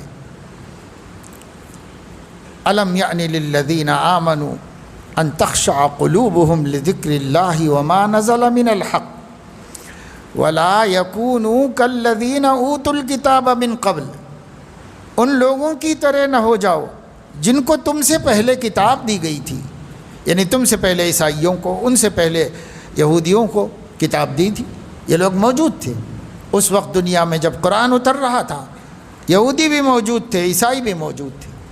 وَلَا يَكُونُوا كَالَّذِينَ أُوتُوا الْكِتَابَ مِنْ قَبْلِ، ان لوگوں کی طرح مت ہو جاؤ جنہیں تم سے پہلے کتاب دی گئی تھی۔ فَطَالَ عَلَيْهِمُ الْأَمَدُ فَقَسَتْ قُلُوبُهُمْ، ان لوگوں نے اس کی ناقدری کی، بڑے لمبے دور تک اللہ نے مہلت دی، ان کے دل سخت ہو گئے، اب ان کو تورات سے کوئی فائدہ نہیں ہو رہا ہے، اب ان کو انجیل سے کوئی اثر نہیں ہو رہا ہے، دل سخت ہو گئے۔ وَكَثِيرٌ مِّنْهُمْ فَاسِقُونَ، ان کی اکثریت نافرمان، اکثریت نافرمان ہو گئی تھی۔ ایسے تم لوگ مت ہو جاؤ، کبھی ملت اسلامیہ میں ایسا نہ ہو کہ اکثریت نافرمان ہو جائے۔ لیکن میرے دوستو عزیزو، آج ہم دیکھ رہے ہیں کہ اکثریت نافرمان ہے۔ اللہ نہیں چاہتے کہ اکثریت نافرمان ہو جائے، مگر اکثریت کثیر منہم فاسقون کا مصداق ہو۔ تھوڑے بندے ہیں جو صالح ہیں، فرما بردار ہیں، نیکوکار ہیں، کتاب و سنت کے آگے ان کے دل جھک گئے ہیں، لیکن اکثریت روٹھی ہوئی ہے، کتاب و سنت کو چھوڑی ہوئی ہے، دین سے دور بھاگ رہی ہے، گناہوں میں لت پت ہے، نافرمانیوں میں مبتلا ہے۔ اکثریت اس میں ہے، تھوڑے لوگ بچے ہوئے ہیں۔ ہمیں قرآن میں تدبر کرنا چاہیے، قرآن مجید پڑھنا چاہیے۔ قرآن مجید کی ایک ایک آیت دل کی اجڑی دنیا کو آباد کرتی ہے، دل کے اندھیروں کو ختم کر کے روشنی پیدا کرتی ہے۔ قرآن روشنی ہے۔ وَلَكِنْ جَعَلْنَاهُ نُورًا نَهْدِي بِهِ مَن نَّشَاءُ مِنْ عِبَادِنَا، لیکن ہم نے قرآن کو ایسی روشنی بنایا ہے جس کے ذریعے اپنے بندوں میں سے جس کو چاہتے ہیں ہدایت دیتے ہیں۔ یعنی جو ہدایت کا طالب ہے وہ محروم نہیں ہوتا، جب وہ چاہتا ہے تو اللہ بھی چاہتے ہیں اور اللہ رب العزت اس کو ہدایت دے دیتے ہیں۔ ہدایت قرآن سے ملتی ہے۔ قرآن کریم کا شغف پیدا کرو، قرآن کریم سے شغل پیدا کرو۔ ہماری کوئی سی بھی مصروفیت ہو، خواہ دنیا کی ہو خواہ دین کی مصروفیت ہو، ہر مصروفیت کے باوجود قرآن سے عاشقانہ اور والہانہ تعلق پیدا کرو۔ ہر مصروفیت کے باوجود کوئی درس قرآن دیتا ہے عالم تو وہ ذرا قرآن دیکھ لیتا ہے، کچھ تفسیر دیکھ لیتا ہے، پڑھ لیتا ہے، اب اس کے ذمہ درس قرآن نہیں ہے۔ ایسے ہزاروں علماء ہیں، قرآن کھولتے نہیں، پڑھتے نہیں، تدبر نہیں کرتے، دیکھتے نہیں۔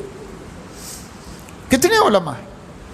عوام تو عوام کو بھی پڑھنا چاہیے قرآن مجید، تلاوتاً تو پڑھنا ہی چاہیے، سمجھ کر بھی پڑھنا چاہیے، عوام کے ذمے بھی ضروری ہے۔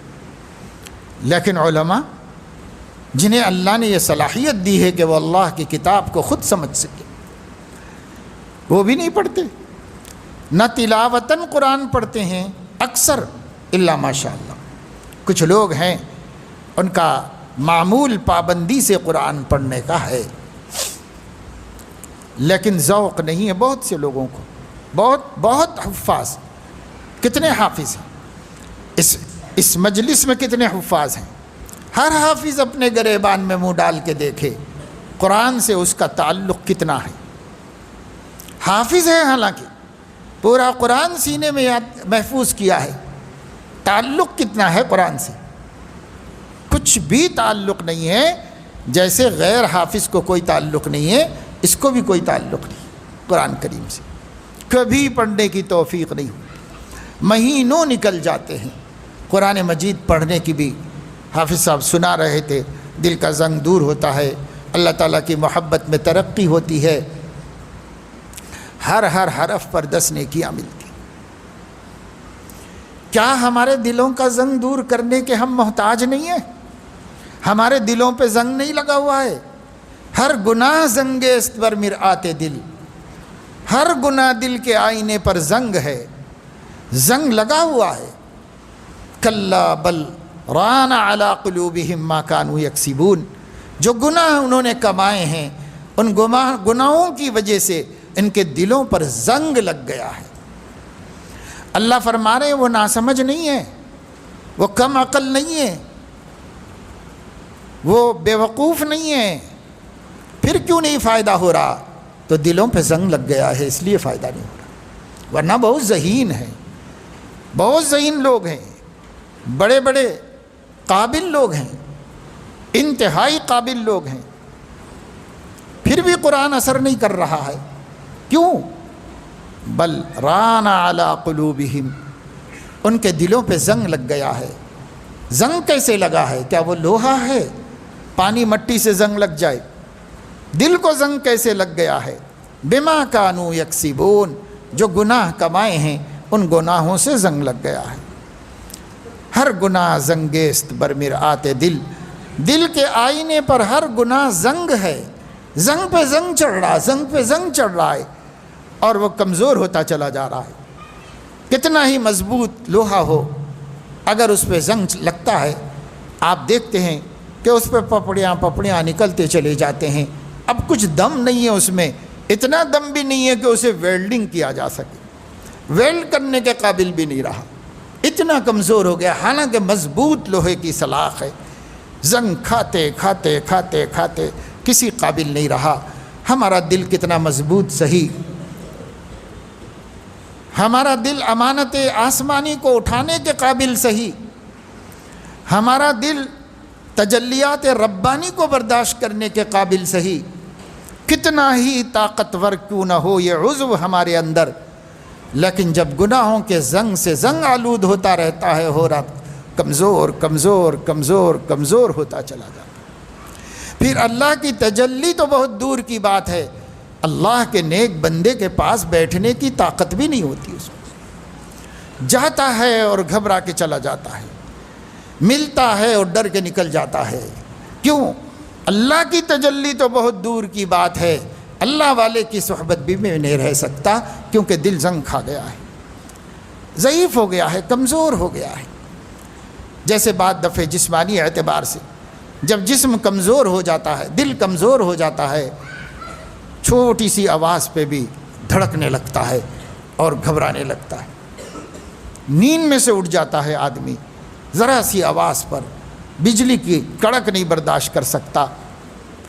اپنے گھر میں کبھی بلی کودی تو بھی نہیں برداشت کر سکتا، ہائے ہائے کر کے پریشان ہو جاتا. کیوں؟ دل کمزور ہے، دل کمزور ہے. بھائی دل جب مادی اعتبار سے کمزور ہے تو دنیا کے کسی حادثے کو نہیں برداشت کر سکتا. تو دل جب روحانی اعتبار سے کمزور ہو جائے گا تو وہ کیسے اللہ تعالیٰ کی تجلیات کو برداشت کر سکے گا، اور کیسے وہ تقویٰ کی روشنی کو برداشت کر سکے گا؟ تو ہمارے دل نہیں برداشت کر سکتے. زنگ لگ گیا، زنگ لگ گیا، زنگ لگ گیا، اور زنگ پہ زنگ چڑھتا ہی چلا جا رہا ہے، پرت کے پرت بڑھتے چلے جا رہے ہیں زنگ کے. دل پتہ نہیں کہاں چھپا ہوا ہے اس کے اندر. تو زنگ دور کیسے ہوگا؟ کپڑے کا میل صابن سے دور ہو جاتا ہے، لوہے کا زنگ ریگمال سے رگڑنے پر دور ہو جاتا ہے. فلاں چیز کو فلاں چیز سے صاف کر لیں گے، فلاں چیز کو فلاں چیز سے صاف کر لیں گے. ہر چیز کے زنگ کو نکالنے کا آلہ ذریعہ دنیا نے دریافت کر لیا ہے. لیکن جب سچی کتاب نے کہا کہ دلوں کو بھی زنگ لگ جاتا ہے تو اس کا زنگ دور کرنے کا، اس کو عربی میں سیقل کہتے ہیں. سیقل، سیقل کہاں ہے؟ سوال تو اٹھے گا بھئی جب زنگ لگتا ہے تو دور تو کرنا ہے. چلو ٹھیک ہے، شامت اعمال سے زنگ لگ گیا، وہ ماضی کی بات ہے، لیکن آگے میں اس کو صاف کر کے چلنا چاہتا ہوں، اسے آگے میں درست کر لینا چاہتا ہوں، طاقتور بنانا چاہتا ہوں، تو سیقل ہونا چاہیے نا. جب تک زنگ دور نہیں کریں گے قلعی نہیں چڑھے گی اس کے اوپر. اس لیے دور کرنے کے لیے کیا ہے بھائی؟ دیگچے کو زنگ لگ جاتا ہے، سمیت اور زہر پیدا ہو جاتا ہے. نہیں صاف کرو تو جو پکے گا وہ کھا کے سب بیمار ہوں گے، مریں گے. تو پہلے اسے مانجھا جاتا ہے، رگڑا جاتا ہے، صاف کیا جاتا ہے. ہر ظاہری میل ختم کرنے کے بعد آگ پہ رکھ کر اسے تپایا جاتا ہے. جب وہ خوب تپ جاتا ہے تو اس پر قلعی چڑھا دی جاتی ہے تو چھکا چھک چمکنے لگتا ہے. دل کیسے صاف ہوگا بھائی؟ قلعی تو اللہ کی تجلی سے چڑھ جائے گی، مگر کب چڑھے گی؟ جب کہ اس کو مانجھا گیا ہو، اسے رگڑا گیا ہو، اسے صاف کیا گیا ہو، اور اسے عشق کی آگ پہ رکھ کے تپایا گیا ہو. عشق الہی اور حب رسول کی آگ پر اسے تڑپایا گیا ہو، جلایا گیا ہو، جب دل تپ کر انگارہ بن جائے گا تو اللہ اپنی تجلی کی قلعی لگا دیں گے تو چھکا چھک چمکنے لگے، مگر جلاؤ تو صحیح، اس کو مانجھو، صاف کرو۔ شریعت پر چلنے سے دل منجھتا ہے، قرآن پڑھنے سے دل منجھتا ہے، اور اللہ کے عشق کی آگ پر تپانے سے تپ جاتا ہے، پھر اللہ متوجہ ہو جاتے ہیں اور اللہ کے پاس قلعی ہے، وہ قلعی لگا کے ہمیں مجلہ مصفہ کر دیتے ہیں ہمارے دلوں کو۔ نہ ہم شریعت پہ چلنے تیار ہیں، یعنی مانجنے گھسنے دھونے کے لیے بھی تیار نہیں ہے، نہ ہم عشق الہی کی آگ میں جلنے تیار ہیں۔ جب دو بھی نہیں ہے تو دل کا زنگ کیسے دور ہوگا؟ اللہ کے نبی صلی اللہ علیہ وسلم نے صحابہ کو سوال دور کرنے کے لیے فرمایا، لِكُلِّ شَيْءٍ سَقَالَةٌ وَسَقَالَةُ الْقُلُوبِ تِلَاوَةُ الْقُرْآنِ۔ ایک حدیث میں ذکر اللہ، ہر چیز کو زنگ لگتا ہے تو زنگ دور کرنے کا کوئی ذریعہ ہوتا ہے جس سے وہ زنگ دور کر لیا جاتا ہے، وہ میل ہٹا دیا جاتا ہے۔ قلوب کو بھی زنگ لگتا ہے، اور قلوب کا زنگ دور کرنے کے لیے اللہ کا ذکر، اور اللہ کے ذکر میں اعلیٰ ذکر قرآن مجید کی تلاوت، تلاوت القرآن، یہ بھی ذکر اللہ ہے، اعلیٰ درجے کا ذکر اللہ ہے۔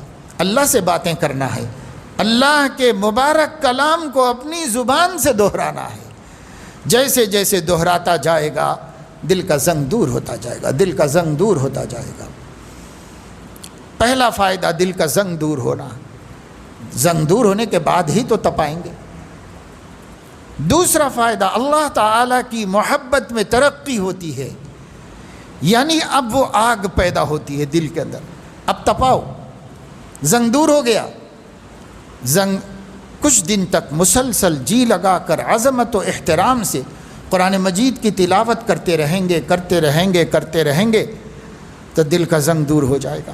جیسے جیسے زنگ دور ہوتا رہے گا اللہ تعالیٰ کی معرفت و محبت میں اضافہ ہونا شروع ہو جائے گا۔ جب معرفت و محبت کی آگ میں ہمارا دل جل کر سرخ انگارہ بن جائے گا تو پھر اللہ تبارک و تعالی شانہ اپنے جمال جہاں آرا کی تجلی ایک جھلک دکھا دیں گے۔ پھر آپ کہیں گے بس ایک بجلی سی کوندی، پھر اس کے آگے کچھ خبر نہیں ہے، جو پہلو کو دیکھتا ہوں دل نہیں ہے، جگر نہیں، سب جل گیا اللہ کی تجلی میں، سب جل گیا، وجود کی نفی ہو گئی اور اللہ ہی کا اس بات ہو گیا۔ اللہ اللہ اللہ، اس کے دل کا یہ مقام ہو جاتا ہے، یہ مرتبہ ہو جاتا ہے۔ خودی میں ڈوب کر پاجا سراغ زندگانی۔ حضرت حکیم الامت رحمۃ اللہ علیہ کو یہ کیفیت، یہ مقام کیسے نصیب ہوا؟ وہ خود فرماتے ہیں، خودی جب تک رہی، یعنی اپنے آپ پر نظر، میں میرا کمال، میرا حسن و جمال، میرے کپڑے، میری دولت، میری صلاحیت، میری ذہانت، میرا دماغ، میری ڈگری، میرا مال، میں، یہ خودی ہے۔ خودی جب تک رہی اس کو نہ پایا، جب اس کو ڈھونڈ پایا تو خود عدم تھے۔ اللہ ملے تو ہم ہی نہیں تھے، خود ختم ہو گئے۔ خودی جب تک رہی اس کو نہ پایا، جب اس کو ڈھونڈ پایا تو خود عدم تھے۔ تمہاری کیا حقیقت تھی میاں آہ حضرت حکیم الامت نے اپنا تخلص رکھا، شاعری نہیں کی، بس یہی چند شعر ہیں ان کے جس میں انہوں نے اپنی حقیقت بیان کر دی، اپنے شیخ کا کرم بیان کر دیا۔ آہ ان کا ہی تخلص ہے، حضرت کا تخلص مطلب شاعر اپنا ایک شاعری کا نام رکھتا ہے، چھوٹا سا نام، وہ شاعری میں جگہ جگہ سیٹ کرتا رہتا ہے، اس کو آخری مصرے میں سیٹ کر دیتا ہے اپنا نام، اس نام کو بھی استعمال کر لیتا ہے کسی معنی میں۔ یہ نہیں. جیسے ایک صاحب کا نام گل محمد تھا، تو انہوں نے اپنا سجا رکھا تھا قافیہ کہ باغ وحدت کا گل محمد. تو ایک بات میں اسے سیٹ کر دیا نا، گل محمد ان کا نام ہے، لیکن باغ وحدت کا گل محمد، یعنی توحید کے باغ کا گل حضرت محمد صلی اللہ علیہ وسلم ہے. یہ بتایا کہ باغ وحدت کا گل کون ہے؟ حضرت محمد صلی اللہ علیہ وسلم ہے، لیکن اس کو سیٹ ایسا کیا کہ ان کا نام آ گیا اس کے اندر، باغ وحدت کا گل محمد. ایسے یعنی حضرت شیخ الہند رحمۃ اللہ علیہ نے اپنا سجا بنایا تھا الہی عاقبت محمود گرداں، یعنی اے اللہ میرا انجام اچھا کر دیجئے، بہتر کر دیجئے. اس میں اپنا نام سیٹ کر لیا. تو یوں نام بھی سیٹ ہوتا ہے، اور اس کو تخلص کہتے. شاعر اپنا نام ایک الگ رکھ لیتا ہے چھوٹا سا، جو ہر جگہ فٹ ہو سکے. حضرت تھانوی نے اپنا شاعری کا نام آہ رکھا تھا. آہ یہ اہل دل اور اہل درد کی صفت ہے. آہ آہ. اس لیے حضرت حکیم اختر صاحب رحمہ اللہ فرمایا کرتے تھے کہ جو ذکر کرو اللہ کہو. تو حضرت فرماتے تھے بڑی خوشی سے اور بڑے پیارے انداز میں کہ میرے اللہ کا کرم ہے کہ مولا نے اپنے نام میں آہ بھی رکھ دی، اپنے نام میں آہ بھی رکھ دی. اس لیے کہ جب دل سے آہ نکلتی ہے تو پھر محبوب کو رحم آ ہی جاتا ہے. تو اپنے ہی نام میں رکھ دی ہے کہ الگ سے بھی نکالنے کی ضرورت نہیں. تو اللہ کہو تو ایسے کہو کہ درد دل بھی اس میں آ جائے اور آہ نکل جائے، اور وہ آہ آسمان پر جاتی ہے. حضرت فرماتے تھے آہ کو آسمان پر جانے میں کوئی رکاوٹ نہیں، ہر پردہ پھاڑ کے آہ آسمان پہ جاتی ہے. تو حضرت نے اپنا جو ترقی ہوئی اس کے بارے میں بتایا کہ خودی جب تک رہی اس کو نہ پایا، جب اس کو ڈھونڈ پایا تو خود عدم تھے. تمہاری کیا حقیقت تھی میاں آہ، یہ سب امداد کے لطف و کرم تھے.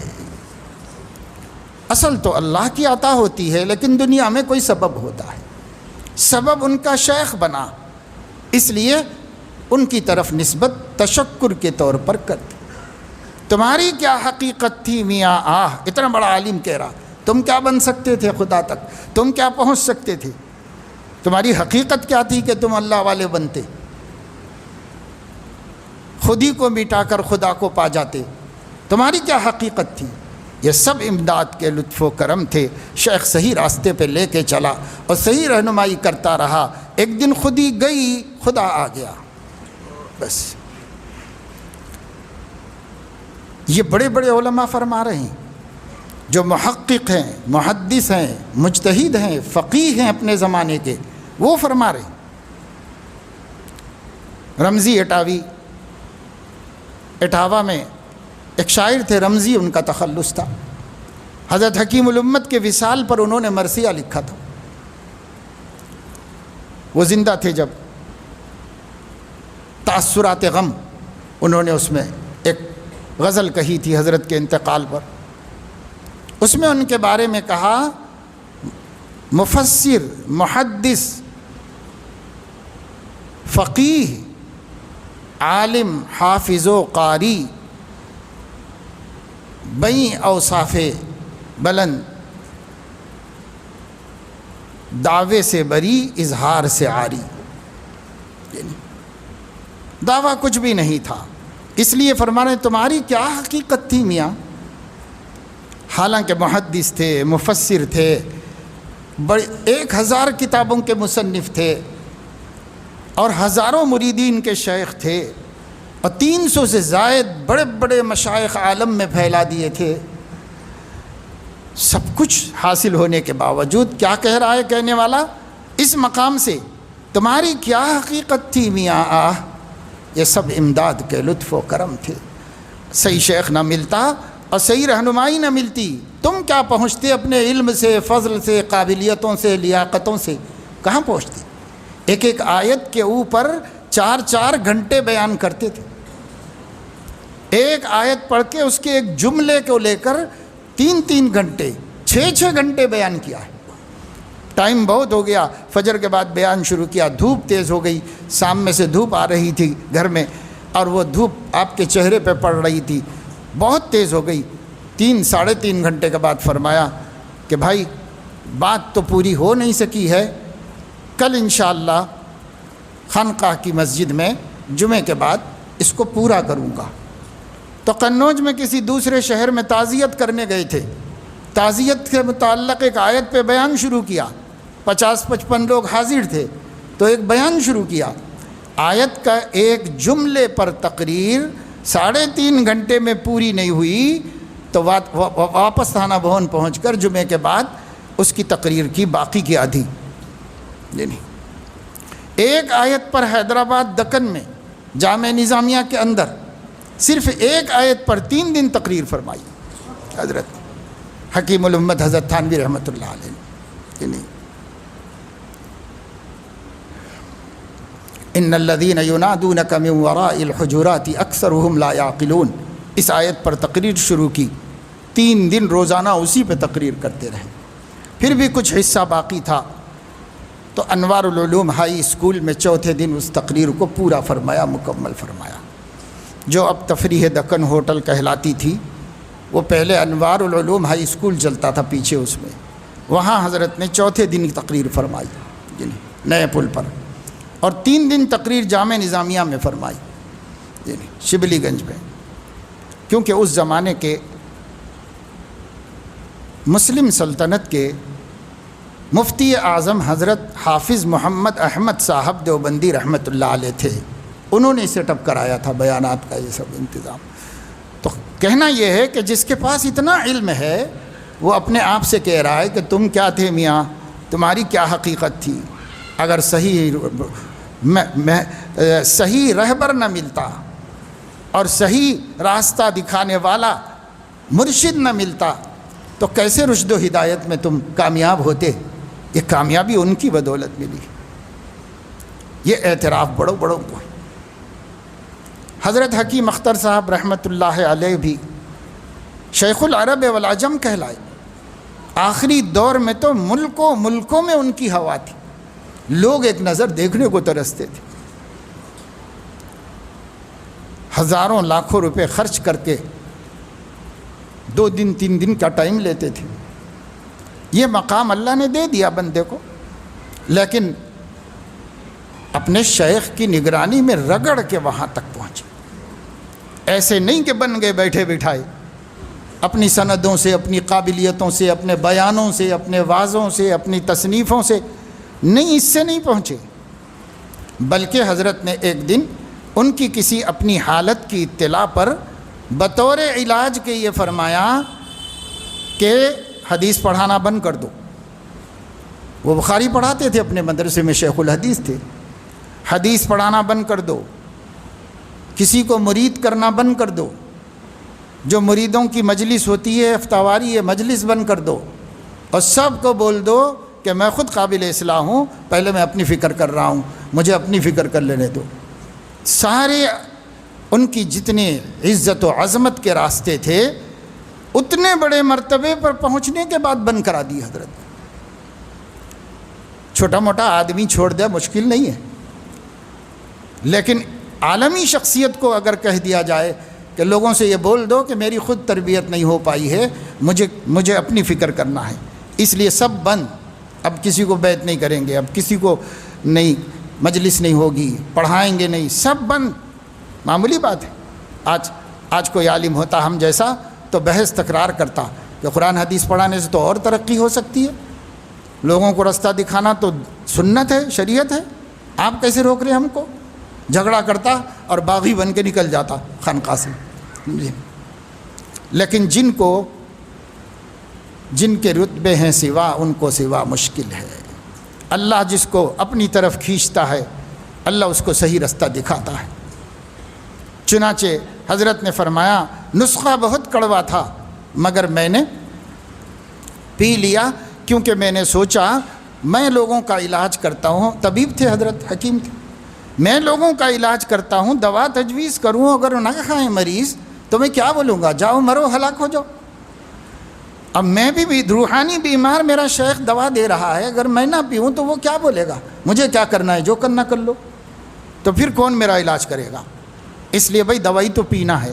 جب سب کو جسمانی دوا پلاتا ہوں تو میں روحانی دوا کیوں نہ پیوں؟ تو حضرت نے طے کر لیا، سب بند۔ لوگ آتے رہے جاتے رہے، نہیں بھائی اب یہاں کچھ نہیں ہے، میں خود پیشنٹ ہوں، اس لیے مجھے اپنا علاج کرا لینے دو، پھر جب اچھا ہو جاؤں گا معالج اجازت دے گا تو آپ لوگوں کی فکر بعد میں، پہلے اپنی فکر کرو۔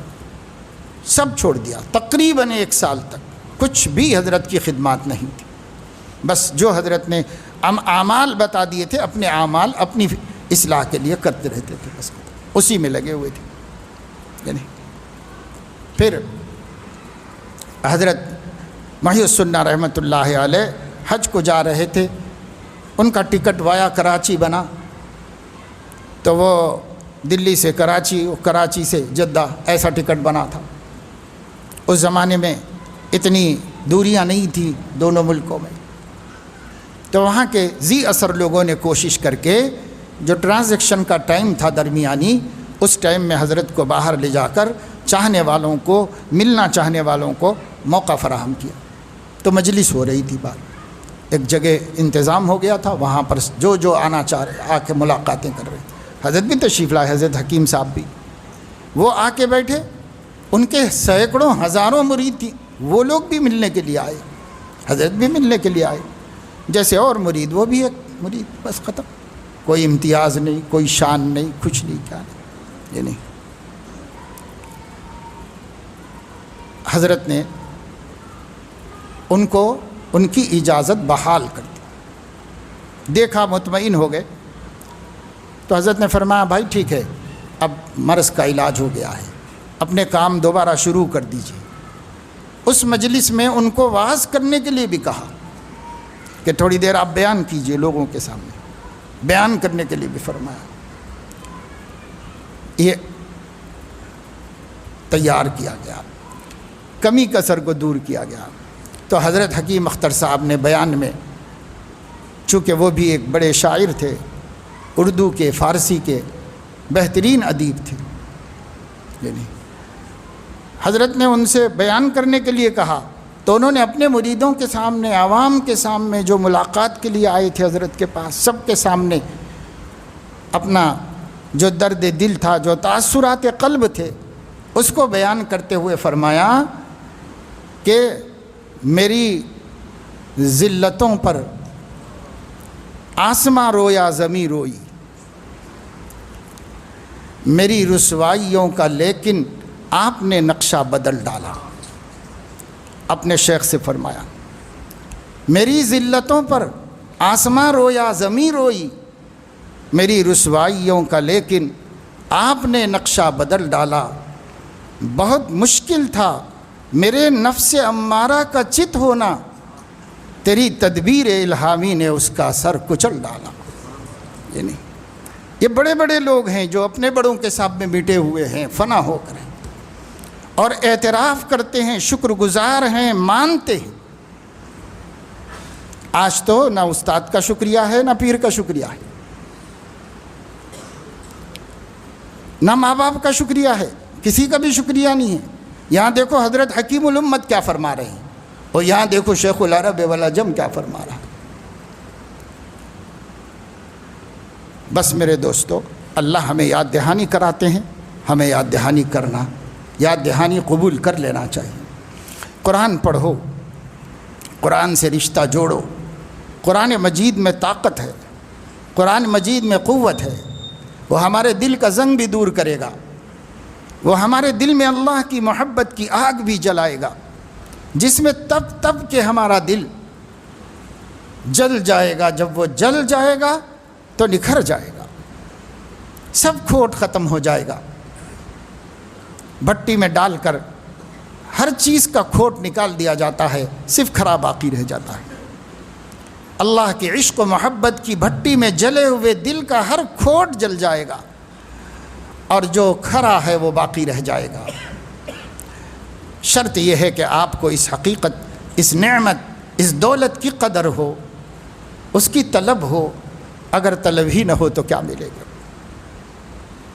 اس لیے سچے طالب بنو، اللہ کی دی ہوئی قوت ارادہ کو استعمال کرو، اللہ کی دی ہوئی قوت قدرت اختیار کو استعمال کرو، آگے بڑھاؤ قدم، آگے بڑھاؤ، اللہ بڑھاتا چلا جائے گا، اللہ بڑھاتا چلا جائے گا، یہاں تک کہ انشاءاللہ زندگی میں وہ وقت آئے گا کہ ہم بھی کہہ سکیں خودی جب تک رہی اس کو نہ پایا، جب اس کو ڈھونڈ پایا تو خود عدم تھے۔ ہم کیا ہیں؟ یہ آج ہماری انا ہمیں ہر کمال سے محروم کی ہوئی ہے، اور جن کمالات پہ غرور ہے وہ کوئی خاص کمال نہیں ہے، اللہ کے قرب کا کوئی خاص وسیلہ نہیں۔ اصل کمال عبدیت کا کمال ہے، اس سے ہم محروم ہیں۔ بندگی کا کمال ہے، کس نفسی اور عاجزی اور مذلت کا کمال ہے جو ہمارے اندر نہیں موجود ہے۔ اور سب سے بڑا عیب وہ غرور ہے، گھمنڈ ہے، انانیت ہے، اپنے خود بینی ہے، خود رائی ہے، سب تکبر کے بچے ہیں، وہ سارے کے سارے ہمارے اندر موجود ہیں۔ اور جو عبدیت اللہ کے پیارا بننے کا وسیلہ ہے اس سے ہم محروم ہیں۔ بسا اوقات سالکین کو عبدیت کی باتیں آ جاتی ہیں، عبدیت کی باتیں کر کر کے دھوکہ دیتے ہیں نفس کو، لیکن نفس میں عبدیت نہیں آتی۔ باتیں کرتے ہیں بڑے، ارے ہم کیا ہے بھائی، ہم تو ارے حقیر فقیر بہت گنہگار بندہ ہے، یہ عبدیت کی باتیں ہیں۔ ایک دفعے بھی نہ بولو تو کوئی حرج نہیں ہے، لیکن دل میں بندگی ایسی آ جائے، یہ جو زبان سے بولا ہے یہ حقیقت بن جائے، تو زبان سے چاہے ایک دفعے بھی نہ بولو۔ صحابہ نے کسی کمال کا دعویٰ نہیں کیا، لیکن سارے کمالات دکھا دیے لوگ اللہ کو، اللہ نے جو دیے تھے ان کو وہ سب اللہ کے سامنے رکھ دی، دعویٰ کسی کمال کا نہیں کیا۔ عبدیت کے بھی دعوے سے کچھ بننے والا نہیں ہے، کوئی دعوے کی ضرورت نہیں، عبد بن جاؤ، بندے بن جاؤ، اپنی حقیقت کو پہچان لو، اور اللہ نے جو اب اس حقیقت کے بعد جو کچھ ہے وہ اللہ کا کرم ہے، ورنہ اپنی حقیقت کیا ہے؟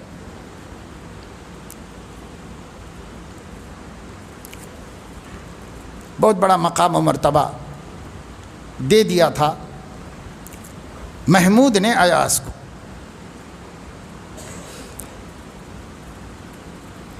ایاز ایک نوجوان آدمی تھا، عرب تھا،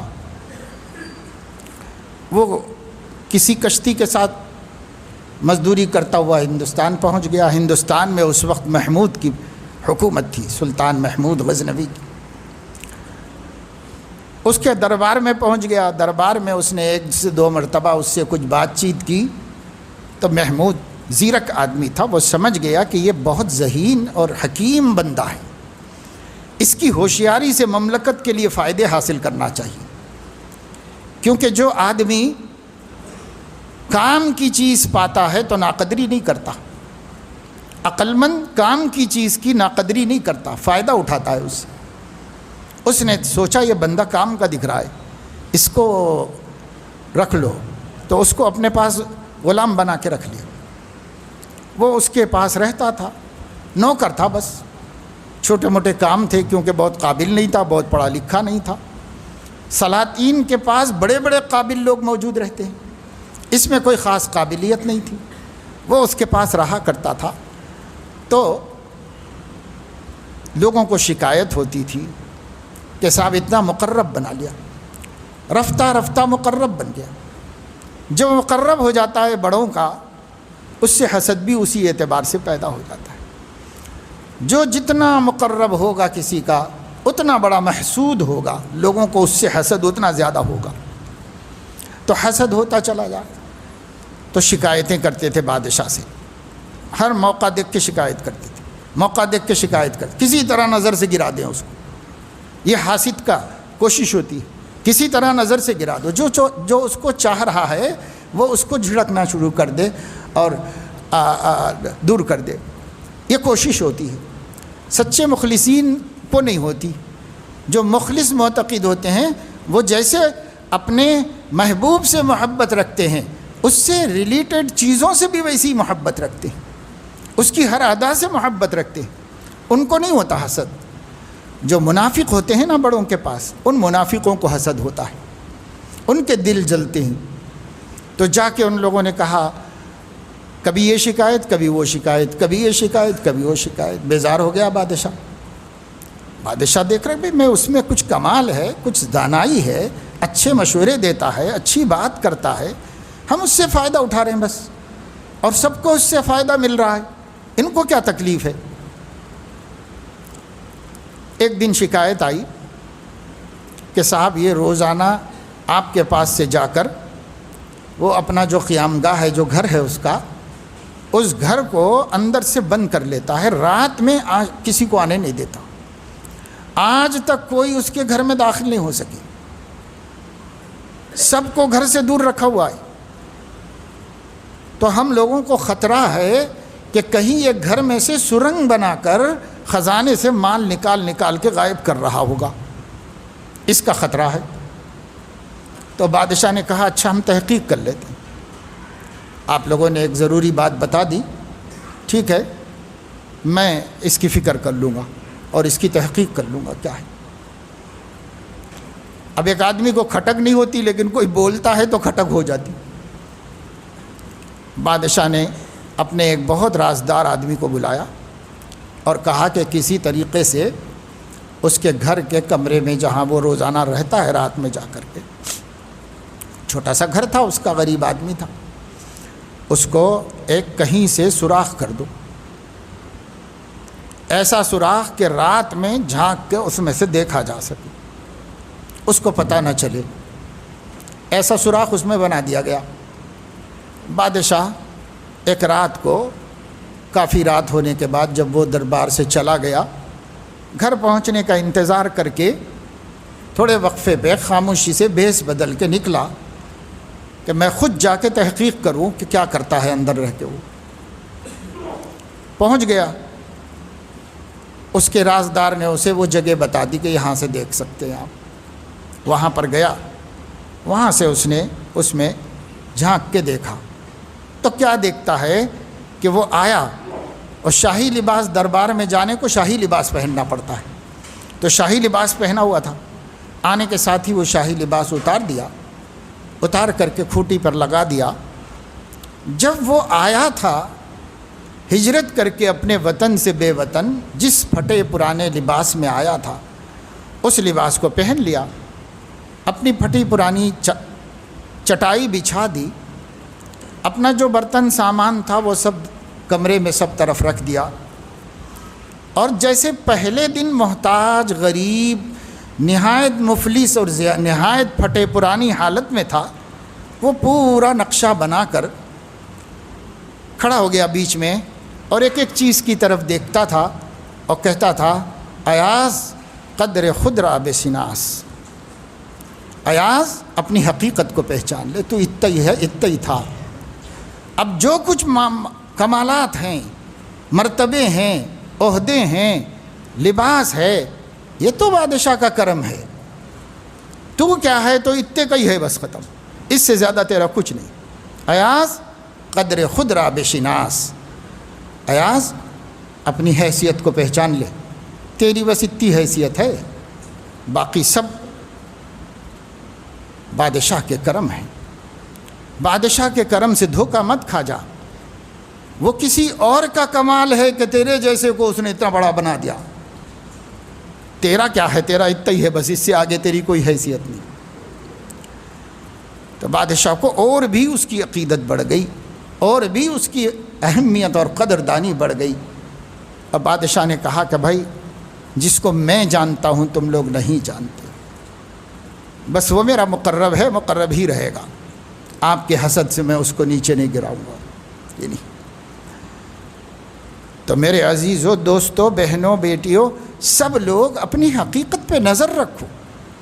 ہم سب ہمیشہ وقتاً فوقتاً جب بھی کوئی غرور آ جائے، جب بھی دماغ خراب ہو، جب بھی اپنے بارے میں کوئی غلط فہمی پیدا ہو جائے، جب بھی دوسرا حقیر نظر آ رہا ہو، ہر موقع پر ایاز قدر خود را بشناس، اپنے نفس سے کہو کہ بابا تم کیا ہو سب معلوم ہے۔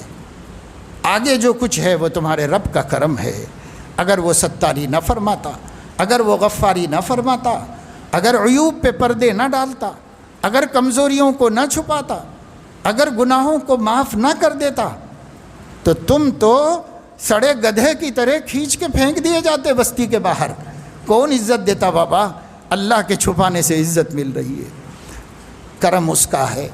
تم اپنے کو پہچانو کہ تم کتنے ہو، تم کیا ہو۔ کیا غرور کا حق ہے بندے کو؟ کیا کسی کو حقیر سمجھنے کا حق ہے؟ اپنی حیثیت پہچانو۔ ایک قطرے ناپاک کو اللہ نے کیا سے کیا بنا دیا ہے، کس نے بنایا ہے؟ اس میں نہ تمہاری اماں کا کمال ہے، نہ تمہارے باپ کا کوئی کمال ہے، نہ بادشاہ کا ہے۔ کس کا کمال ہے جی؟ تین اندھیریوں میں جس نے تمہیں ایک خوبصورت انسان بنایا، وہ کون ہے؟ کون تمہارے لیے روزی پیدا کرتا ہے؟ کون تمہیں کھلا کھلا کے صحت مند بنایا ہے؟ کس نے تمہاری رگوں میں جوانی کا جوش دیا ہے؟ کس نے تمہارے نسوں میں خون دوڑایا ہے؟ کون یہ سوچنے سمجھنے والا دماغ دیا ہے؟ کون ہے جو دھڑکنے والا دل دیا ہے؟ تیرا کیا ہے؟ تیرے باپ کا کیا ہے؟ سب کچھ تو اللہ کا ہے۔ تو بس اس کے شکر گزار بندے بن کے رہو نا، محتاج بندے بن کے رہو۔ اللہ الغنی وانتم الفقراء۔ اللہ ہمیں اس کا احساس نصیب فرمائے، توفیق عطا فرمائے، اور ہم سب کو ہر غفلت سے، ہر دھوکے سے، ہر فریب نفس سے محفوظ فرما دے۔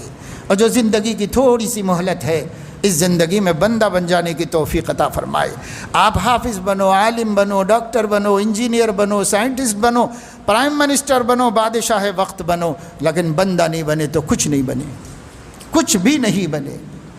ہنسی ہو، مہجبی ہو، دل نشیں ہو، سبھی کچھ ہو مگر کچھ بھی نہیں۔ ہاں اگر بندہ بن گئے تو کچھ نہ ہو کہ بھی سب کچھ۔ اللہ ہمیں عبدیت کاملہ نصیب فرمائے۔ اللہ ہم سب کو بندہ بننے کی توفیق نصیب فرمائے، بندہ پن نصیب فرمائے، بندوں کی طرح جینا نصیب فرمائے۔ اللہ پاک ہمارے قلوب کو گرمانے کے واسطے اپنی محبت کی آگ جلا دے۔ اللہ رب العزت اپنی تجلی کی قلعی سے ہمارے دلوں کو منور فرما دے۔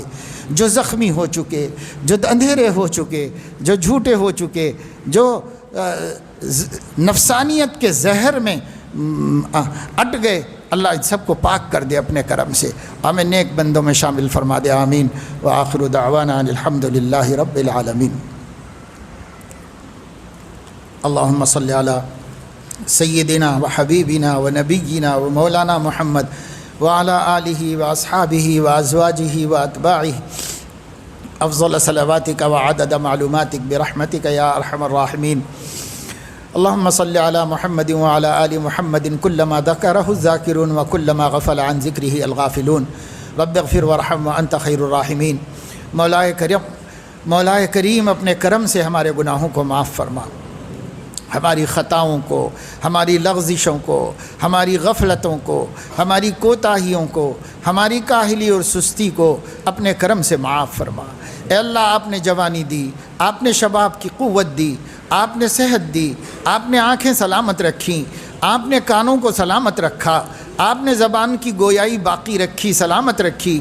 اللہ آپ ہمارا دل دھڑکا رہے ہیں، اللہ آپ ہماری رگوں میں خون دوڑا رہے ہیں، اللہ آپ ہی ہمارے دماغ کو مفلوج ہونے سے بچائے ہوئے ہیں، اللہ آپ ہمارے گردے فیل ہونے سے محفوظ رکھے ہوئے ہیں، اللہ آپ ہمارے قلب کو ہارٹ اٹیک ہونے سے محفوظ رکھے ہوئے ہیں، اللہ آپ نے ہمارے ہر عضو کو سلامت رکھا ہے۔ مولا ایمان کو سلامت رکھنے میں بھی مدد فرما، عبدیت کو سلامت رکھنے میں بھی مدد فرما، بندے بن کر رہنا نصیب فرما، ہر غرور کے دھوکے سے، ہر غرور سے ہماری حفاظت فرما۔ اے اللہ، ہر نکمے پن سے ہماری حفاظت فرما۔